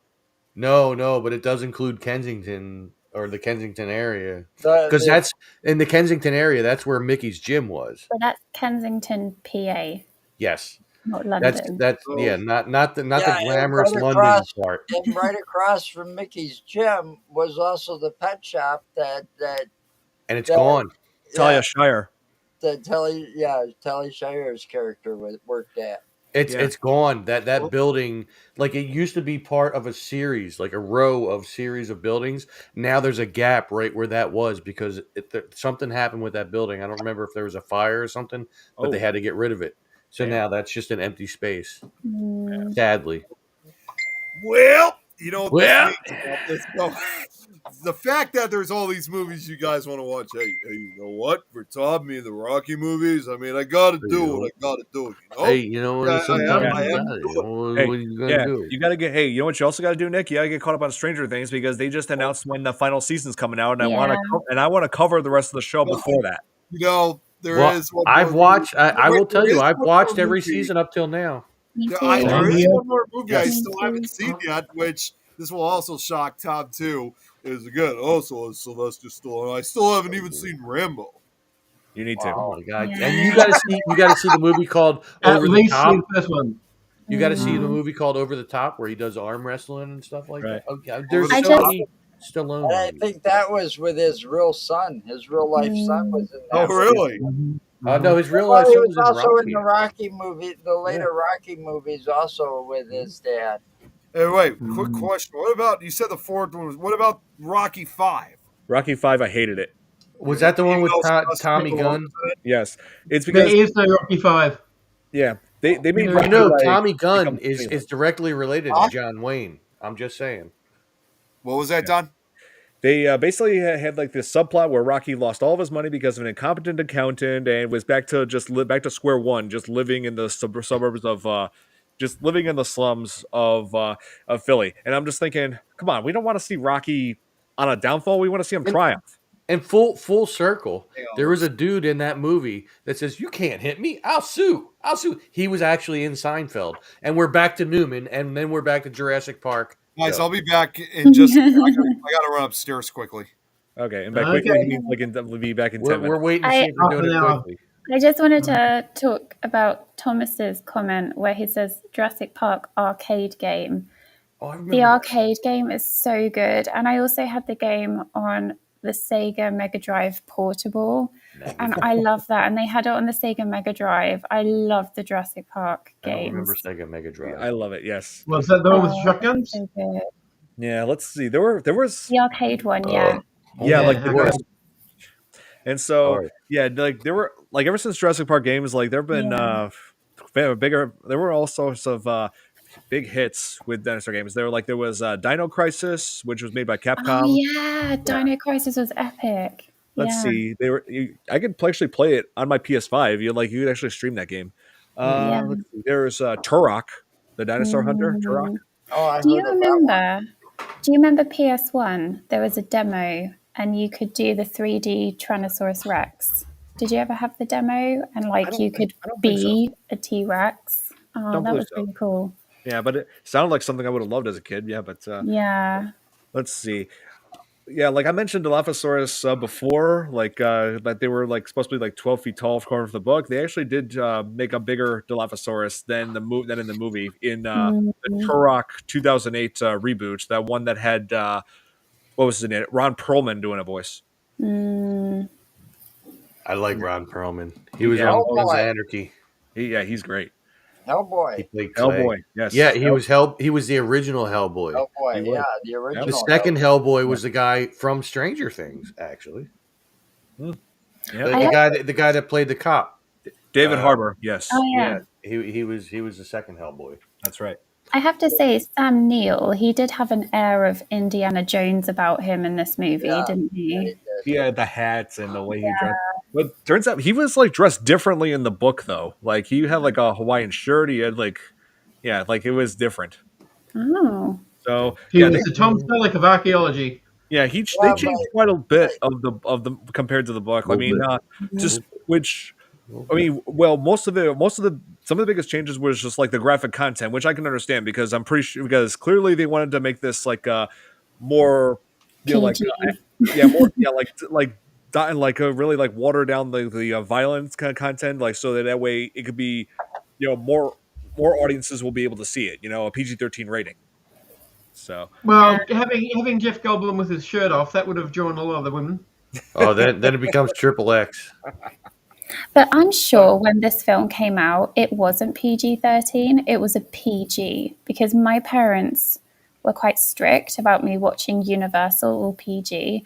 And when I was 6 or 7, I watched this film, and I should not have watched it at that age because it was Well, 6 or terrifying. 7, this film was long. oh yeah, But, like like, Yeah, but weren't you living somewhere else? PG. yeah, Yeah, the UK. It was in the UK, So in England. the Yeah. ratings over in the UK might have been different than the US ratings. Oh, yeah. they are. So Yeah, It I was mean, just the PG. yeah, I'm that thinking might about my explain the difference. Yeah. I'm thinking about my nieces and nephew because after being over at my sister's place, like Graham, he's got that bumpy character from Jurassic World Cretaceous Camp. Like he has like a stuffy of that character. I'm just thinking, oh man, it's only a matter of time before they're gonna want to see the dinosaur movie, and I'm thinking, like this will definitely be the best dinosaur movie they will ever see, no question. Yeah. Definitely will be, but at the same time, I'm thinking they're so young. They're like 8 and younger, and I'm just thinking, oh man, like it's Yeah. like I would love to watch that film with them, but not yet. Yeah. It will Obviously, scar them for life. yeah, definitely will scar them. But this will be the best Mhm. dinosaur movie they will ever watch. I mean, nothing could ever top this. Nothing. Well, Yeah. no. Nick may Well, be gone, but he left his heart on. after I'm just saying. after Yeah, let me text Jurassic Nick. Ask Park, him, where did you though, go? after Jurassic Park, though, they started doing things. Look at, I don't know about anywhere else, but here they had our one of our biggest zoos, Milwaukee Zoo, had a big Okay. dinosaur exhibit that comes Mhm. and goes certain times throughout the year. And oh my God, the kids, that place gets so crowded at that time of year. It's like they have these big, huge statues of life size, dinosaurs. And, Yeah. and they got buttons that they can push to make the sounds and, tell the stories about So it. It's pretty interactive. I have a question. Why do you think kids, especially, love dinosaurs? Because they don't even exist now. Because But they why? seem mystical. Like, you know what I mean? Yeah, they Like see them as it's like like Mm, dragons and Yeah, I don't know. I mean, when I was a kid, that was something you kind of learned in school too, more or yeah. less, because they had like the history and geology. But why do they love them so much? I Like, mean, I know why I did. I mean, because we had nothing else to do, no computers, so learning yeah. about that and like going to the what do they call that? It's like got the round dome roof, and they show all the constellations and the oh yeah. stars. Observatory? Yeah, so we get or something like that. We got to go there quite frequently when I was a kid because the high school was like right there, and it had one in Mm, there. So I mean, learning But that stuff as a kid was fun, yeah. and yeah, and the schools made it fun. But Mm, I don't know why, with all the stuff that goes on in schools nowadays, with all the security and so on and so forth. I don't know how come kids are fascinated with them well, today. like I said, they seem kind of mystical. You know what I mean? Like yeah. Like unicorns. yeah, yeah, or Yeah. Sasquatch, or or any of the cryptids. Fairies. As Lois would say, Cryptids, yeah. cryptids. Planetarium is what Yeah, Insane Yeah, planet, Joe was after. yeah. or if you're on South Park, you would say planetarium. oh, I remember But that episode. it's like the Beast of Bray Road. It's a story. It captures the imagination. You know, Yeah, Mm, that's the thing. Yeah, like it seems like extinct captures animals like capture the imagination. imagination. But I find Yeah, that a lot of kids don't have an imagination today. They don't have to. They have well, these. Yeah, I know. I would.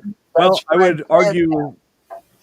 I would argue strongly against that because my nieces and nephews are some of the brightest kids you'll ever see. Oh no, there's Yeah, like exceptions. they Don't get me got wrong. There's tons of imagination. exceptions. To that rule, but a lot of these kids, they were born with all these computers and cell phones. And now they have AI right here on their freaking Yeah. phones, and they don't have to imagine And anything. it's like they weren't even taught to not have that stuff. So when it comes to a family function, they got their phones out and they're talking to each other across the room when you should be talking to the people right there in the room with you. Yep. You know, call me old fashioned, but that's the way You're I was. old fashioned. Yeah. One So thing that Nick bugs is. me about the movie. One thing that bugs me about the movie, when they were cutting the amber to get to the mosquito, there were sparks. Amber is fuel. Is a tree sap that's Sap. solidified. Yeah, it's It like does sap. not create sparks. I No, know it- because I've done it. I've used It- it, and it can't make sparks. It's not conductive at all. No. No. So when Interesting. they're showing sparks coming off the grinder as they're grinding away the amber, it's fake. Yeah.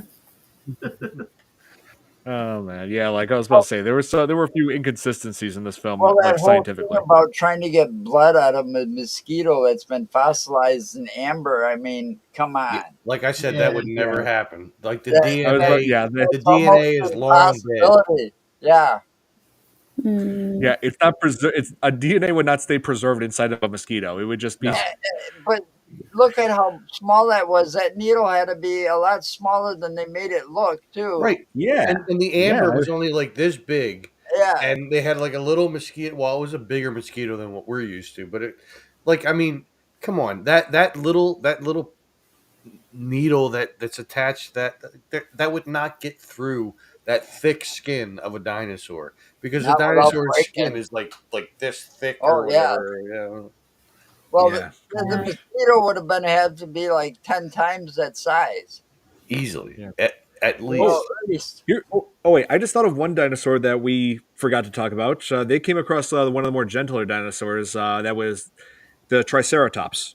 Yeah. Mm. Yes, Oh, that one now scene you're where talking they about the they came secret. across a sickly Triceratops, and Well, they had a few like vegetative. oh yeah, there were several herbivores in featured in Dinosaurs. this. Yeah. And let's see. So the Triceratops was here's the thing: the whole Jurassic Park was mainly shot in Hawaii, which probably which it does not surprise me at all. You know? Mm. But let's see, like a lot of the scenes featuring the dinosaurs were shot in like the sound stages of LA. But that Triceratops scene was actually filmed in Hawaii because Oh, wow.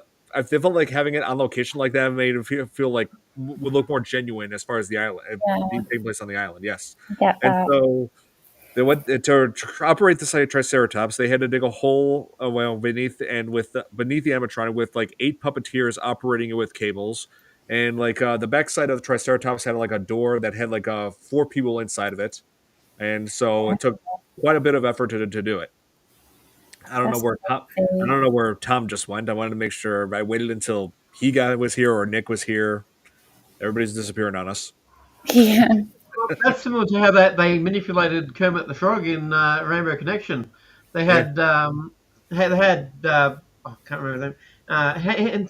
Jim Henson in a barrel underneath the water, looking at a monitor attached to him, and arm up like that, doing the voice, and then pulling the string to do the guitar, The mouth movements. banjo. But No.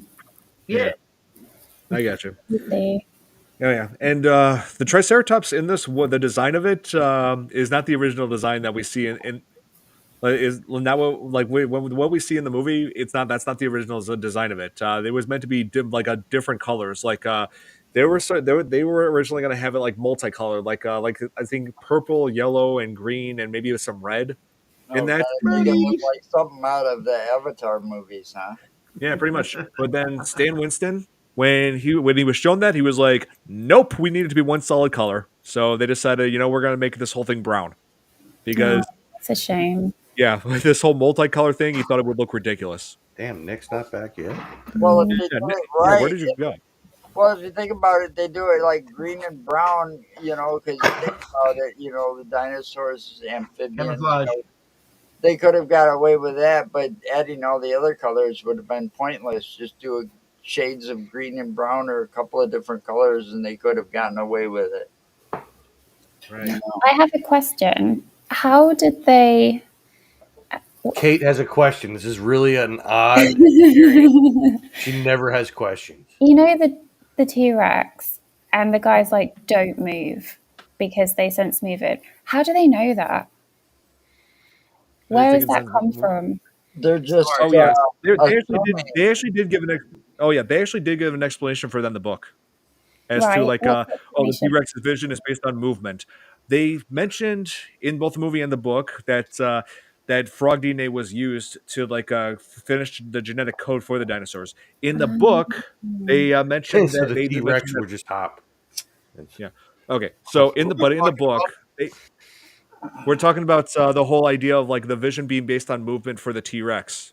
Oh, okay. They actually did. They didn't give an explanation for it in the movie, but in the book they did. Because they stated in the book that when they use frog DNA to complete the genetic code for the dinosaurs, right? Which the movie Yeah. does as well. But in the book they said that frogs tend to like be able to see based on movement. So that whole aspect of the T-Rex vision being based on movement and all the dinosaurs' vision being based on movement was through the frog DNA. So Wow. that was. Okay. They said that in the book, but didn't explain that way in the movie for some reason. Yeah. Oh, thanks, Don. That makes sense now. Let's go back to the sixth dinosaur, because that's the part of the movie that I couldn't bear to watch too much. But I don't know how they did it. But when they made that big pile of giant poop, and we're digging through it, to see what made that dinosaur sick. Oh God! Yeah, That's they did. part of, And then that's the somebody's whole cell part of phone the was in the movie poop. that kind of made me go, ew. Oh God! And Yeah. then the other one's dun, dun, dun, dun, dun, dun, dun. And also the one. I mean, let's be honest. But So, being sorry, in, sorry, Everybody Kate, calm I down. just want to throw this out. Just they should at least be glad it wasn't like real, like it wasn't like some cow shit or something. No. Yeah. Also Nick said that shit. scene with the long neck and it sneezes on her. Brachiosaurus? Yes. Yeah, I do remember that. oh, That's that was terrible too. Oh, Disgusting. okay. really. I don't know which would be worse. I don't know what scenario would be worse. I just have to point out that Nick said shit. He said Yeah. it I know. I actually no. I have said it before. He has. Nick, I think that's language. the first time I've heard you swear. I mean, I would never curse. You know what? BS. Yeah. It's like some people, like who watch my show, who've watched the FearFans podcast, have been like saying, "Oh, like there's some people who are swearing in this." I'm just like, I mean, hey, I believe in free speech on this. Yeah, I'm all for it. It's like I just don't partake in like in like profanity, like because like I know that parents and kids are watching this. It's like No, hey, I could just spew whatever as an adult, but on here I just choose not to. But I get it. I do the same thing with my podcast. Like I don't. But You know however, what? You got to be honest here. Okay. I mean, you and I were just talking about Scary Terry and how much he says bitch a lot. Well, no, you can say bitch because they can now say that on regular TV. On Yeah. radio, that's- it's like That's okay. it's like fine. it's no longer censored. Yeah, so I won't cuss on my show or on my channel, but I will not try to control what other people say. You know, Yeah. I mean, it's like I believe in free speech. You know, if other people want to, fine. But That's but right. No, I'm Yeah. just kidding. hey, as long I as try to it watch doesn't, myself more and more I on mean, this show. as long as it doesn't cross any serious lines, you know, as far as racial stuff or derogative, you know, like nothing like that, then okay. Hey, you know, I'm just gonna say this because I brought this up on Tom's live last night. Which, Kate, I'm sure you would be surprised. Kate, and Robert, I'm sure you guys wouldn't be surprised if I was laughing so much when Tom said this when he was talking about Nick's roast beef. Like my roast beef. You know, like I was like, dude, there are so many ways I could take this right now. I'm not going to because we're not going to do that on my podcast. We're It going was to move funny. on. And Robert, what you said afterwards, Nick's tip. And I was like, "Yep, yeah, okay." So Yeah. And we're so, moving on here. hey, Nick, now that you're back, there's just one other cast member who I wanted to mention. Yeah, Um, sorry, so- guys. I didn't mean to disappear for a while. My parents needed to talk to me, and they were about to go to bed, so Okay. I had to take a few minutes. That's right. They were like, "Listen, you got to stop leaving your dirty underwear all over the house." I'm just, now Okay, you all know. right, all right, I all mean, right, it's all on right, the all couch. It's in the doorway. right. Okay, I'm gonna stop you there, Tom. What were you gonna say, Don? Hey, look, I could have went further with it, but I know you would have, but Anyway, yeah, Yeah. I was starting to get disgusted by it, to be honest. Yeah. I didn't Don't say be what they were weird. dirty Go ahead, from. Todd. So, we're off topic again. yeah, come on, Jurassic Park. Next Okay, all question.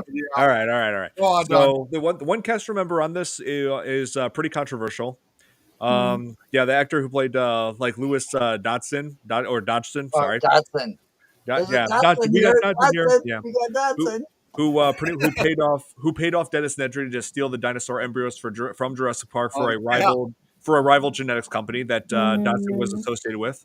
So yeah, he does make a comeback in Jurassic World Dominion, and people have asked why he's played by a different actor. He's played by Campbell Scott in Jurassic World Dominion, but he's played by Gregory Thor in the first Jurassic Park movie. And the reason why he's replaced is because since this film, he has become a convicted pedophile. What? No. Yes, he was an acting coach, and here, I have the whole story here. Let me Oh pull it my up. Here. God. Let me pull it up That's here. horrendous. You never So, know. Let's see. Thor's accuser, Jordan Landell, who was 13 at the time, claimed that Thor had sexually assaulted her in 2009, and Oh as a my result, God. Gregory Thor has been sentenced to 6 years over. Like, he was sentenced to 6 years for sexual misconduct with a 13-year-old. Let's see. Oh no, his name is Cameron Thor. Sorry, not Gregory. He goes by his middle name, but yeah, not that it makes much of a difference to me. Yeah, Is he a so yeah, the guy's a scumbag. I do not like him. Is he a No. convicted sex Awful. offender now, or Yep, he is.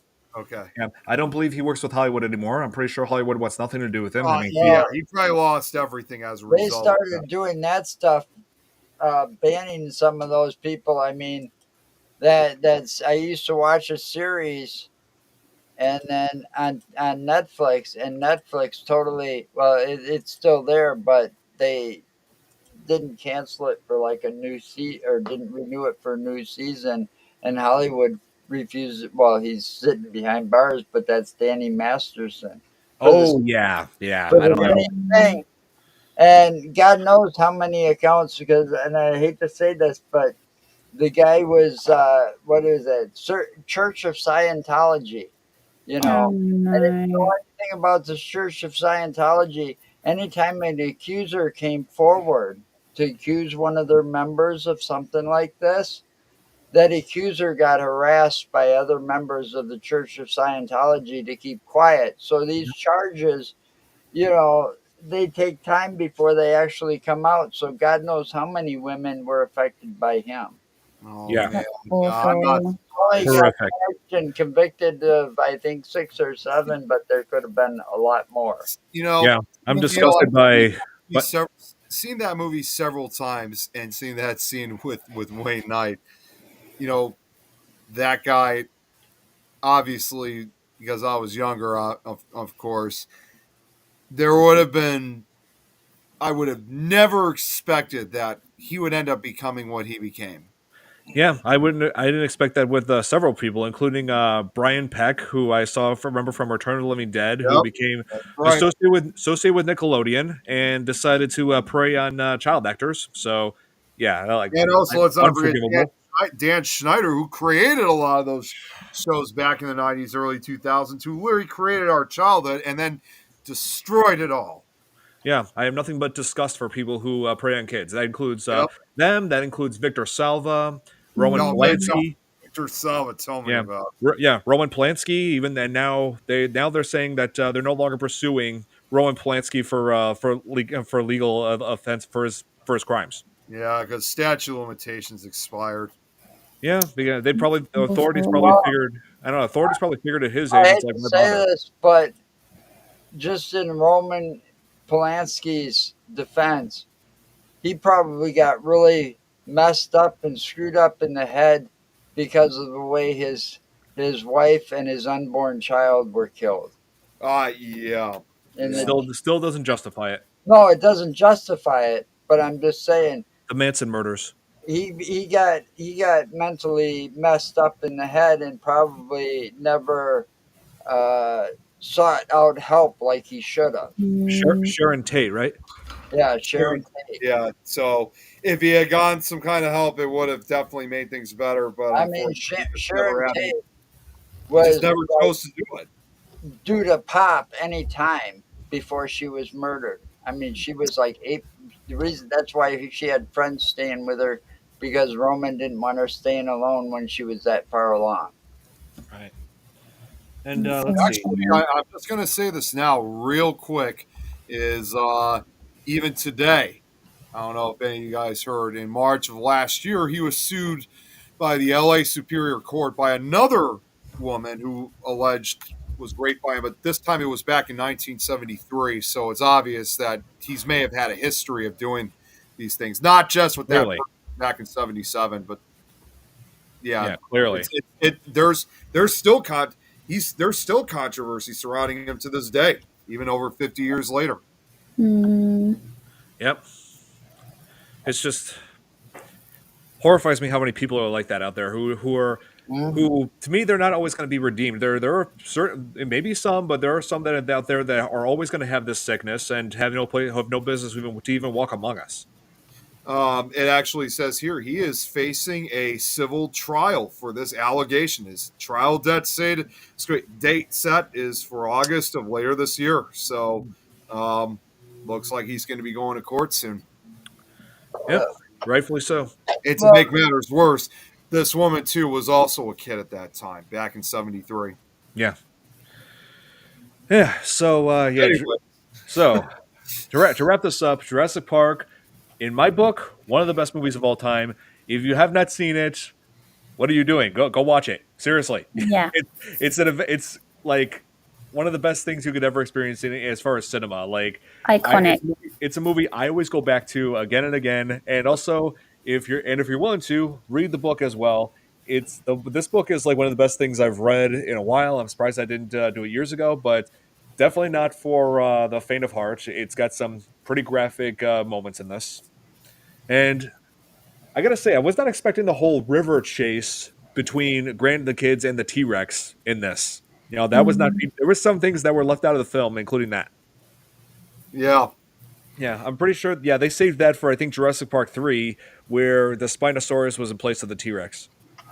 You know, it's also interesting you put that out because did you guys ever play the Game Boy version of Jurassic Park 3? You guys ever? So it's funny. It's like when you look at the film itself, you know, the Spinosaurus obviously is pretty much the main antagonist of it. And while the Spinosaurus is also in the Game Boy Advanced version of it, it doesn't have as big of a role than the film does. So the ironic part is in the video game, it's the Tyrannosaurus that once again is kind of the main antagonist in the video game. He's the last one that you got to face before you escape the island. Right. And yeah, like the Jurassic Park games, like I like nothing nothing beats the original arcade game. Like we were talking about earlier. Like I enjoyed that. So awesome. And I believe they're working on another one now. Actually. Oh. Yeah. So that would be exciting. Apparently, it's canon with the first movie. Like it takes place like after that helicopter takes off. There's like a few like one person remaining on the island. Like apparently, like you play as that person trying to escape. So I'll have to give that a look. And there was a PC, and there was even a PC game that I wasn't even aware of until recently. Called let's see, I think it was called Jurassic Park Survivor. Here, let me. While you're doing that, I also realized something else too that I didn't know about until years later when it came to Jurassic Park was the island, like where all this takes place. I never realized. I know. In reality, it was probably shot like I said, you know, some parts were shot off the coast of Hawaii and whatnot, and some other areas. But I didn't realize that in canon, in storyline, that this island actually is supposed to take place off the coast of Central America, Costa Rica to be exact. I didn't realize it was like near Costa Rica. Yeah, it was actually filmed on Hawaii. Well, yeah, it was filmed in Hawaii, but I didn't realize in the storyline that it takes place off Costa Rica. I thought it was. I thought originally it was supposed to be Hawaii too. Yeah, they announced that you didn't know that the movie takes place off of a Costa Rican island. They announced that right at the start of the film. It's been many years since I've seen that movie. To be honest. But yeah, I found that game. Here. When I was younger, I didn't know much about different countries and whatnot. I found that game. Jurassic Park Trespasser. That's it. It was on the PC. It had some some interesting game mechanics, like where a heart tattoo that you look down on is your life bar. Yeah. Oh. Yeah. But one Jurassic Park game in recent years that I enjoy is Jurassic Park Evolution 2, where if you ever played like a Roller Coaster Tycoon or Zoo Tycoon, it's pretty much like that, but with dinosaurs. You can create your own Jurassic Park. That's cool. Yeah, which I thought was awesome. Yeah. Yeah. Yes. That sounds right up my street. Oh yeah. Sounds like it to me. I believe it is available on the Switch, but the second game is better than the first one. Okay. Yeah, so I recommend Evolution 2. Yeah. Nice. Oh yeah. Oh, and also I wanted to go over before we wrap this up. I want to go over some bad ripoffs of Jurassic Park, because obviously when the movie came out, lots of people wanted to cash in on the success here. Bad dino movies of '90s. Here. There is one other movie I want to throw out quickly. It's not a ripoff of Jurassic Park, but it came out long before then, and it's a really good note. But I'll wait until you find what you find on. Okay, there's several here. Let's see. Worst dinosaur movie number 1 in the '90s was Theodore Rex. What is this? Hang on. I have no idea. Anybody know? Theodore Rex. Okay. Here, 1996, straight to video. I'm not surprised. Buddy cop sci-fi movie featuring Whoopi Goldberg was in it? Whoopi Goldberg. What? And yeah, it looks like garbage. Just a reminder, you still have Braxton's comment up. Yeah. yeah, I saw that, Braxton. I saw your here, just to give you guys an idea. Here, let me share the screenshot. This has to be seen to be believed. Here. Okay, here, does this look like something you would watch? Wow. Oh God, no. Oh my God. That's terrible. Wasn't this just a bad dream? It looks like a terrible dream to me. Looks like Dinosaurs the show. That I was just going to say, it looks like the dinosaur from the show. The movie. Yeah, it really does. It almost looks like a. Yeah, that's got to be one of the worst things I've seen in a while. That's awful. I mean, who thought that was a good idea?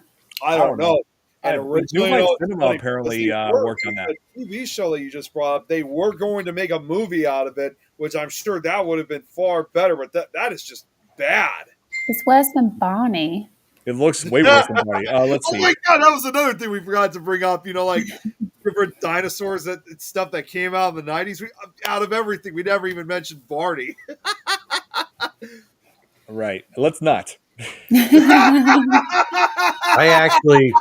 actually got to dress up as Barney for my nephew's first birthday party. You know what? Wow. To be perfectly honest, I grew up with that when I was very young. I was one of those. Me fans. too. Yeah. Well, you know what? It was far better than what they're making it now. Now it's even worse. I will tell you, in the costume that I had, the head was monstrously huge compared to my head. But inside the head, there was a dried loogie that I was looking at the entire time. Ew. Oh yeah. Okay. Don't get me started with that purple. Okay, so I got this leads to a question, Tom. When you were in that costume, were you ever drunk at all in it? No. Okay. I was not. It was too hot. It was too hot out. I was gonna say, I'm sure it must have been hot. And at the time, I was actually thin, so we had to pack the suit with quilts and pillows and stuff like that. So I was sweating. Here, guys, I found another one. I was gonna say, I'm sure it must have been hot as hell in that. Oh my God. Here. Here, I found another one right here. This one's more of a cult classic. It's called Picture right here. now. Oh Here. God, What? no. Yeah, this one is called Tammy and the T-Rex, and you'd be surprised at who's in it. Let's see. Denise Richards is in this, and so is Paul Walker. Hmm. Yeah. So the premise of this one is that a mad scientist has transplanted Paul Walker's brain into a T-Rex animatronic, and is trying to and now the T-Rex is on the loose, and like Paul Walker is still controlling it, like his conscience, right? And is trying to like tell his girlfriend Denise Richards that his brain has been put into a T-Rex animatronic. Let's see, how do I get out of Oh this? my God. Oh God, no. And apparently, there's a lot of gore in it. Really? Yep. Wow. Yeah, apparently this is like a big cult classic. I'm thinking, should I watch this or not? You know, I mean, Paul. It's like an early role for Paul Walker. God rest his soul. You know, he's known for Fast and Furious franchise. Yeah, Family. he's also known for that other movie. What was it? It was an early one that he did. It was with the trucker, the truck driver that was chasing him. Oh, Joyride. Yeah, Joyride. Yes. That was a great movie. It was. Like what Braxton said. Yeah, Braxton, I grew up with that show too. I did both. Teletubby. Teletubbies. Oh I did both shows. God! I did that Both show those and Barney. shows should be banned. Tinky Winky. Oh yeah. You know what? We actually did the show son with the we baby actually did face. show a clip of that show to my niece, obviously, because she's at the right age. And the weirdest thing is, like, when I looked at that show now, like what it was, it's just amazing thinking, wow, the show looks so grainy now. It's like it's old. Yeah, it's on Netflix. Yeah, it is. I know there's a channel that's still broadcast, not that crappy revival series, but they were showing it off some other channel. My dad switched it for her, and I was just like, wow, how much time has passed since then? That show was actually the very first like hearty laugh that my son and I shared, and I only laughed because of how hard he was laughing.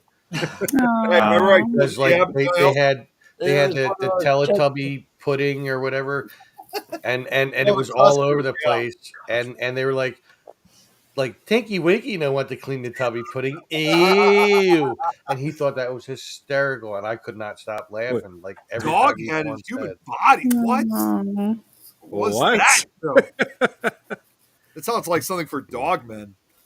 And you know, Dog people? at top, let's not forget, I shared this out to you a few months ago, that there was a new version of Veggie Tales that dealt with pickle Rick in it. Oh my god. Pickle Yeah, Rick, it was. Pickle Rick's I gonna slaughter got them all. it to you, Don. You'll love it.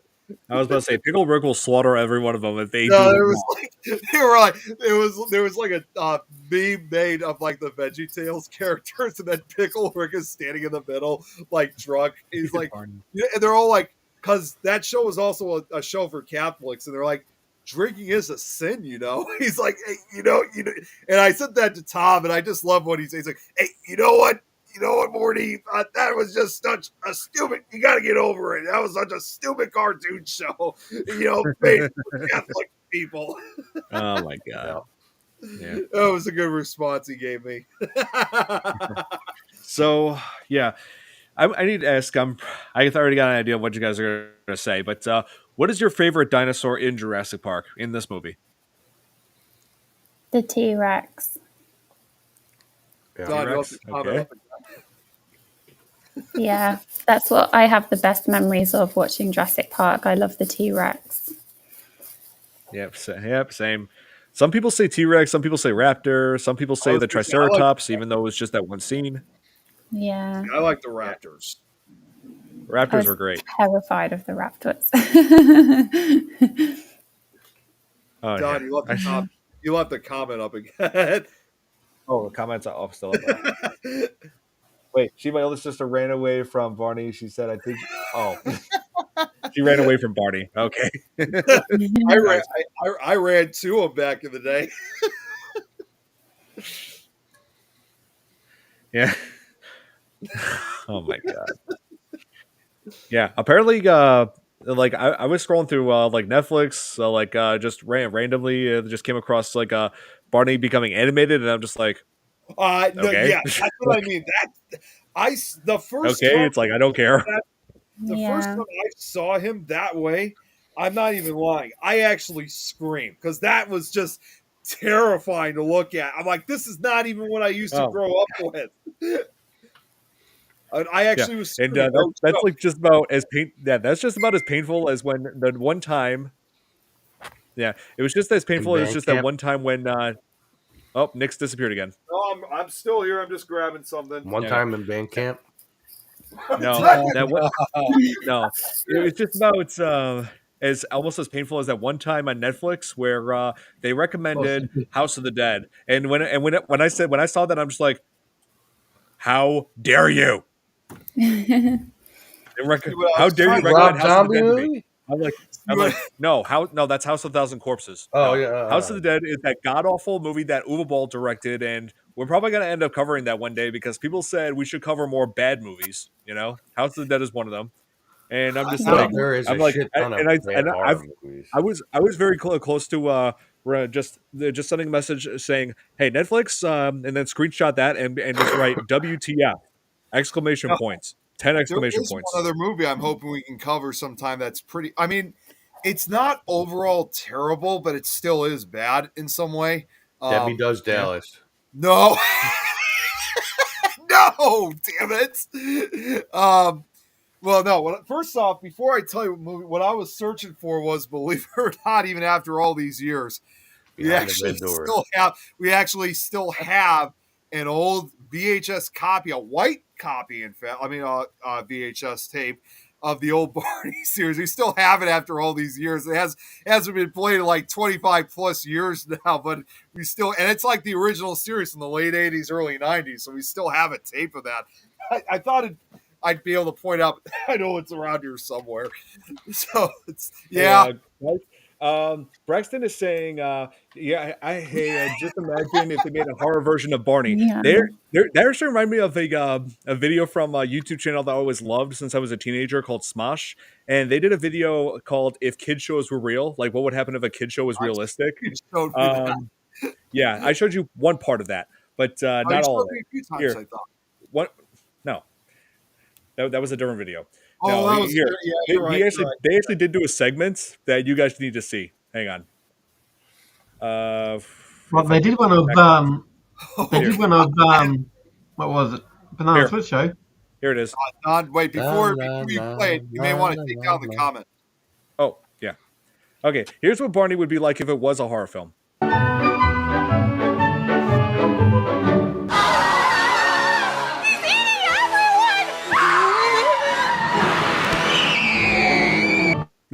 Oh, that is dark. Wait, that dude that was crawling on the floor at the end, he looked like the kid from.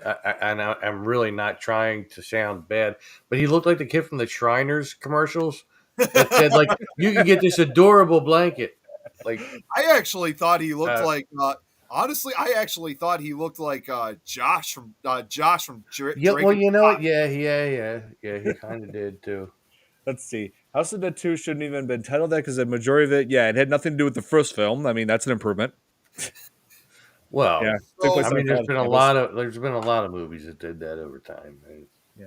So another movie. So to also answer what I was going to say, Don, I had one movie in particular that was the one I was. In fact, it was 20 years ago today that this movie was first released. So this is a good time for me to even bring it up. So does anybody here remember that movie Boogeyman? Not the one that came out a year ago, but anyone remember that one? I think I know what you're talking about. It had Barry Watson in it, and I mean, it got poor reviews, but I remember seeing when I was younger. And now kind of partially watching it, the storyline is actually good. It just when you actually see the boogeyman at the end, it's just really, that's the one. I remember this one. I remember it. That was 20 years ago today that it came out alongside. And what's kind of ironic was there was another movie that came out just a few days before Boogeyman did, which kind of had almost like a similarity to it. Is hide and seek with Dakota Fanning and Robert De Niro. Right.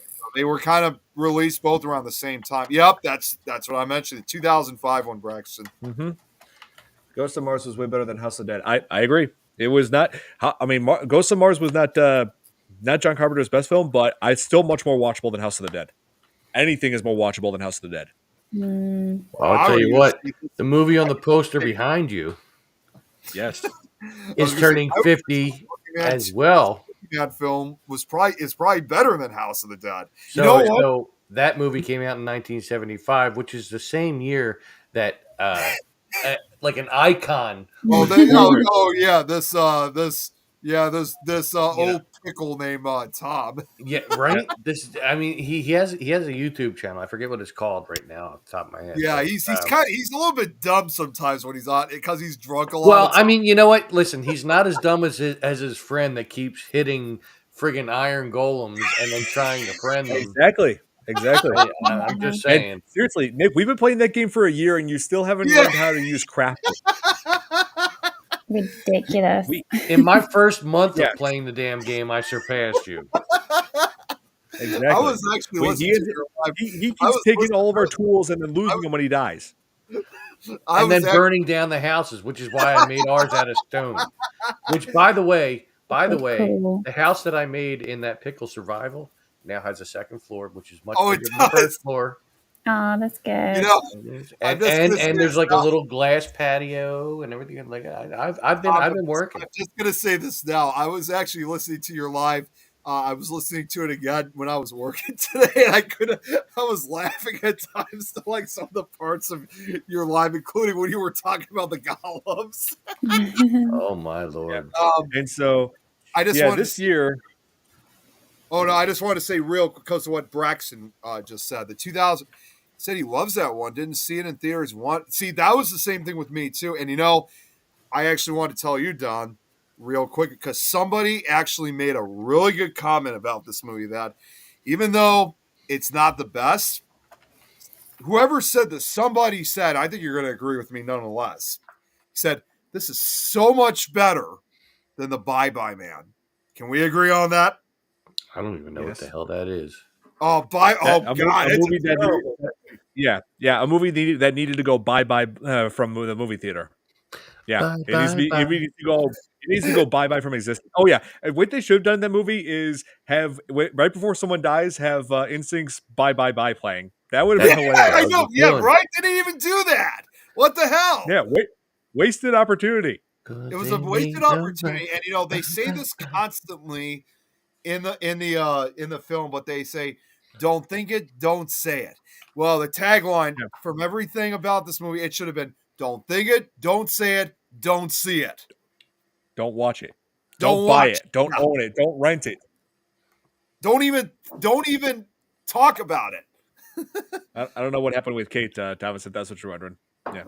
But here's the thing: if the Bye Bye Man is responsible for all the evil in this world, how could it be doing that when it's confined to just that one small town?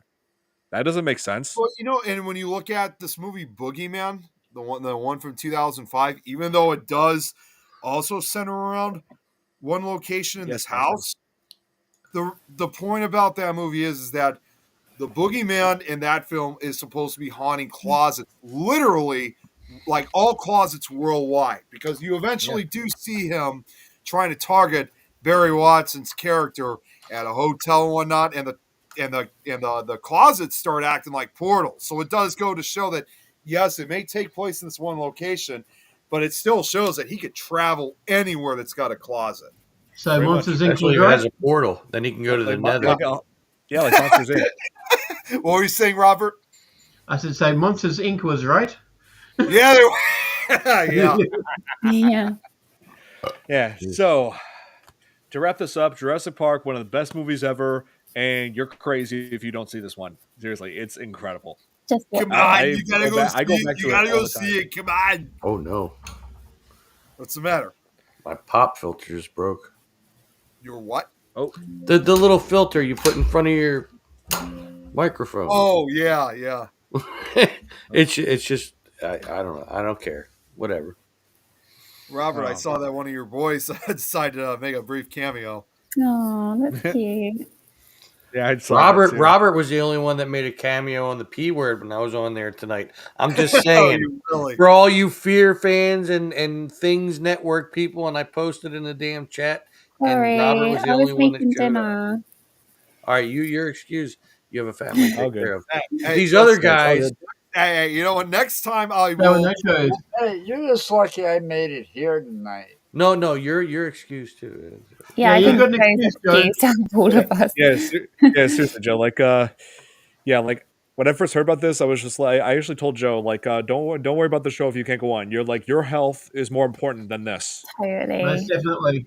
But thank you for making it, Joe. Yeah, thank you. I'm stubborn. I Ah, wouldn't man, let hey, the if it makes doctors you feel, keep me hey, you know overnight. what? You're stubborn? I don't believe that at all. Yeah, I am. I got old. I got old, cranky, and stubborn. Yeah, me too. Oh, well, I'm getting there. You know, I'm Get off about my 50. lawn! See, I I'm about really 50 do got next month. I really do got OCD, Robert. Old cranky Needed Willow, disorder. Kyle's, Anya, Xander, Buffy, Yeah, Oz, and Old Tom cranky dude. situation. Oh yeah, I heard that Buffy's making a resurgence. She is. I Reboot. heard that I just too. heard. Yeah. Yeah, it's been ages Tom, by though. the way, just so you Has hey, been. hey, you know what? If it makes you feel better, What are I you can gonna watch do? next week. You You know know? what I mean?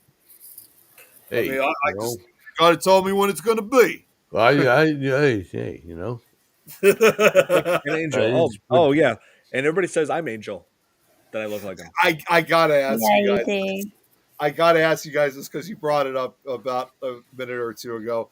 You imagine also if Minecraft was a horror movie involving those golems. Wow. Yeah, and you, Well, You're the first especially when you one. have somebody that keeps hitting them. yeah, Yeah. and hey Nick, you would be the only person killed in that movie. Yep. Just you. I Just like guess I That just can't. sounds like a boring movie. Yeah. I just can't make a peace offering to them. no, you attack them, they want you dead. That's There's it. no peace offering. I've only hit them a few times by accident. The rest of the time they By just accident? Accident Listen. or not, they take that personal. yeah. Listen, Well, I'm gonna it's tell you not- what. Again, because I you're keep playing on a saying this, PC, if they're you offended use by the my left, if you use the left click button to offer a peace offering, you're hitting them with that peace offering. So they're gonna see that as an aggressive act, and they're gonna come at you. The right click, the right click of the mouse is what you use to give things to a Yeah. mob. So That's what I try to do with them, but they're You- offended by my offers. here's what I do with Iron Golems, Nick. When I summon them, I leave them there to take care of any monsters that are around. And you never bother with them. Other than that, leave them alone. The same thing with bees. Yeah. I try to be with peace with them, but they're just so mean. No, there is no peace offering with them. Would you just go? Would leave you them do that alone. with? Would you do that with African bees? Oh God! Yeah, I mean, come on. Peace. Oh, Anyway. So that's going to be it for this edition of the FearFans podcast. And I'm deciding. I believe I've made a decision as to what we're covering on next week. I want to. With the announcement of Scream 7 coming out, I figured it'd be a good idea to continue covering the rest of the Scream movies. And so, Scream 2022 next week. That's what I'm thinking. And I got a special drawing I'd like to show that's based on Scream, but I'll wait till next week to show it. You guys saw it earlier, but I just got it in the mail. But You I'll wait did. till next week. It's cool. Yeah, you won't be. If you haven't seen it, Don, you won't be disappointed. Oh, that's awesome, Braxton. Yeah, I love the show too. It's great. Yeah. Oh yeah. You take care too, Thomas. So that is it for the FearFans podcast. I loved covering. I had so much fun covering this movie and with you guys. Seriously, this has been great. It was great. Really great I can fun. just say one thing. I also want to say one thing for those, because you said, Don, for those who haven't seen it. Well, for those who have seen it, all I got to say about that is clever girl. Yeah. That's probably what you're thinking when all those bees sneak up on you. Oh, yes. And don't forget the Iron Golems. Yes, I got to cover that along with the teaser trailer for Megan 2.0. So, Yes. looking forward to that. And let's not forget, too, that as a reminder, in April of later this year, which I'm sure we're probably going to, Don, I'm sure we're probably going to see a trailer of it, during the Super Bowl. In April later this year is season 2 of The Last of Us. Yes. Can't wait for that show. Really looking Wait a forward minute. to what season 2 is going to be. I know it's going to be a little bit shorter compared to the first season. I think there's only going to be like 7 or 8 episodes this year. Yeah, so it is going to be a little bit shorter, but it's still, either way, it should still be good. Did we ever do April Fool's Day? I don't think I so. don't think so. Oh, wait. Oh my God, that's a Yes, we did. great Wait, movie. yes, we did. We did. You were there. Oh, wait. Yeah, was we I? did. Was it? Okay. We did. I think you were there for that. Okay. You were. I remember. That's a great movie, man. Yeah, and hey, Braxton, I gotta say, like, I'm definitely interested in Final Destination because I've always loved the franchise, and I believe this is one of the final performances of Tony Todd as Bloodworth. So, Oh, he's going to be in it? yeah, I believe so. And man, it's just I still have a hard time believing he's dead. I still can't believe he's gone. And you know what? I'm actually going to do this too. Like, again, with those drawings that I got earlier today, I said this before. Those aren't the only drawings of those classic slasher killers that they did. They did one also for Candyman. So therefore, I'm not sure exactly when, but when I have the opportunity sometime in the next couple of weeks, I'm going to purchase that drawing as well. That's my way of honoring Tony Todd. Good on you. He was the best Candyman. He was. Is Candyman. He is Candyman. Yeah, he pretty much is Candyman. That, when you really that one that they made without him, that sucked. I still can't believe he's gone. Yeah, it's too bad. He was a great actor. I was expecting for him to at least live up to his 80s or so. I didn't think he was going to die so soon. No one did. He's also around. He's pretty much around my mom's age, so I didn't even think. I thought he was going to still live for quite a couple more years. Yeah, I mean, they didn't want to say what sickness he died from.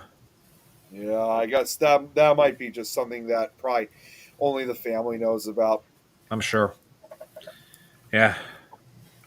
Well, I just say his name in the mirror 3 times and it'll appear behind you.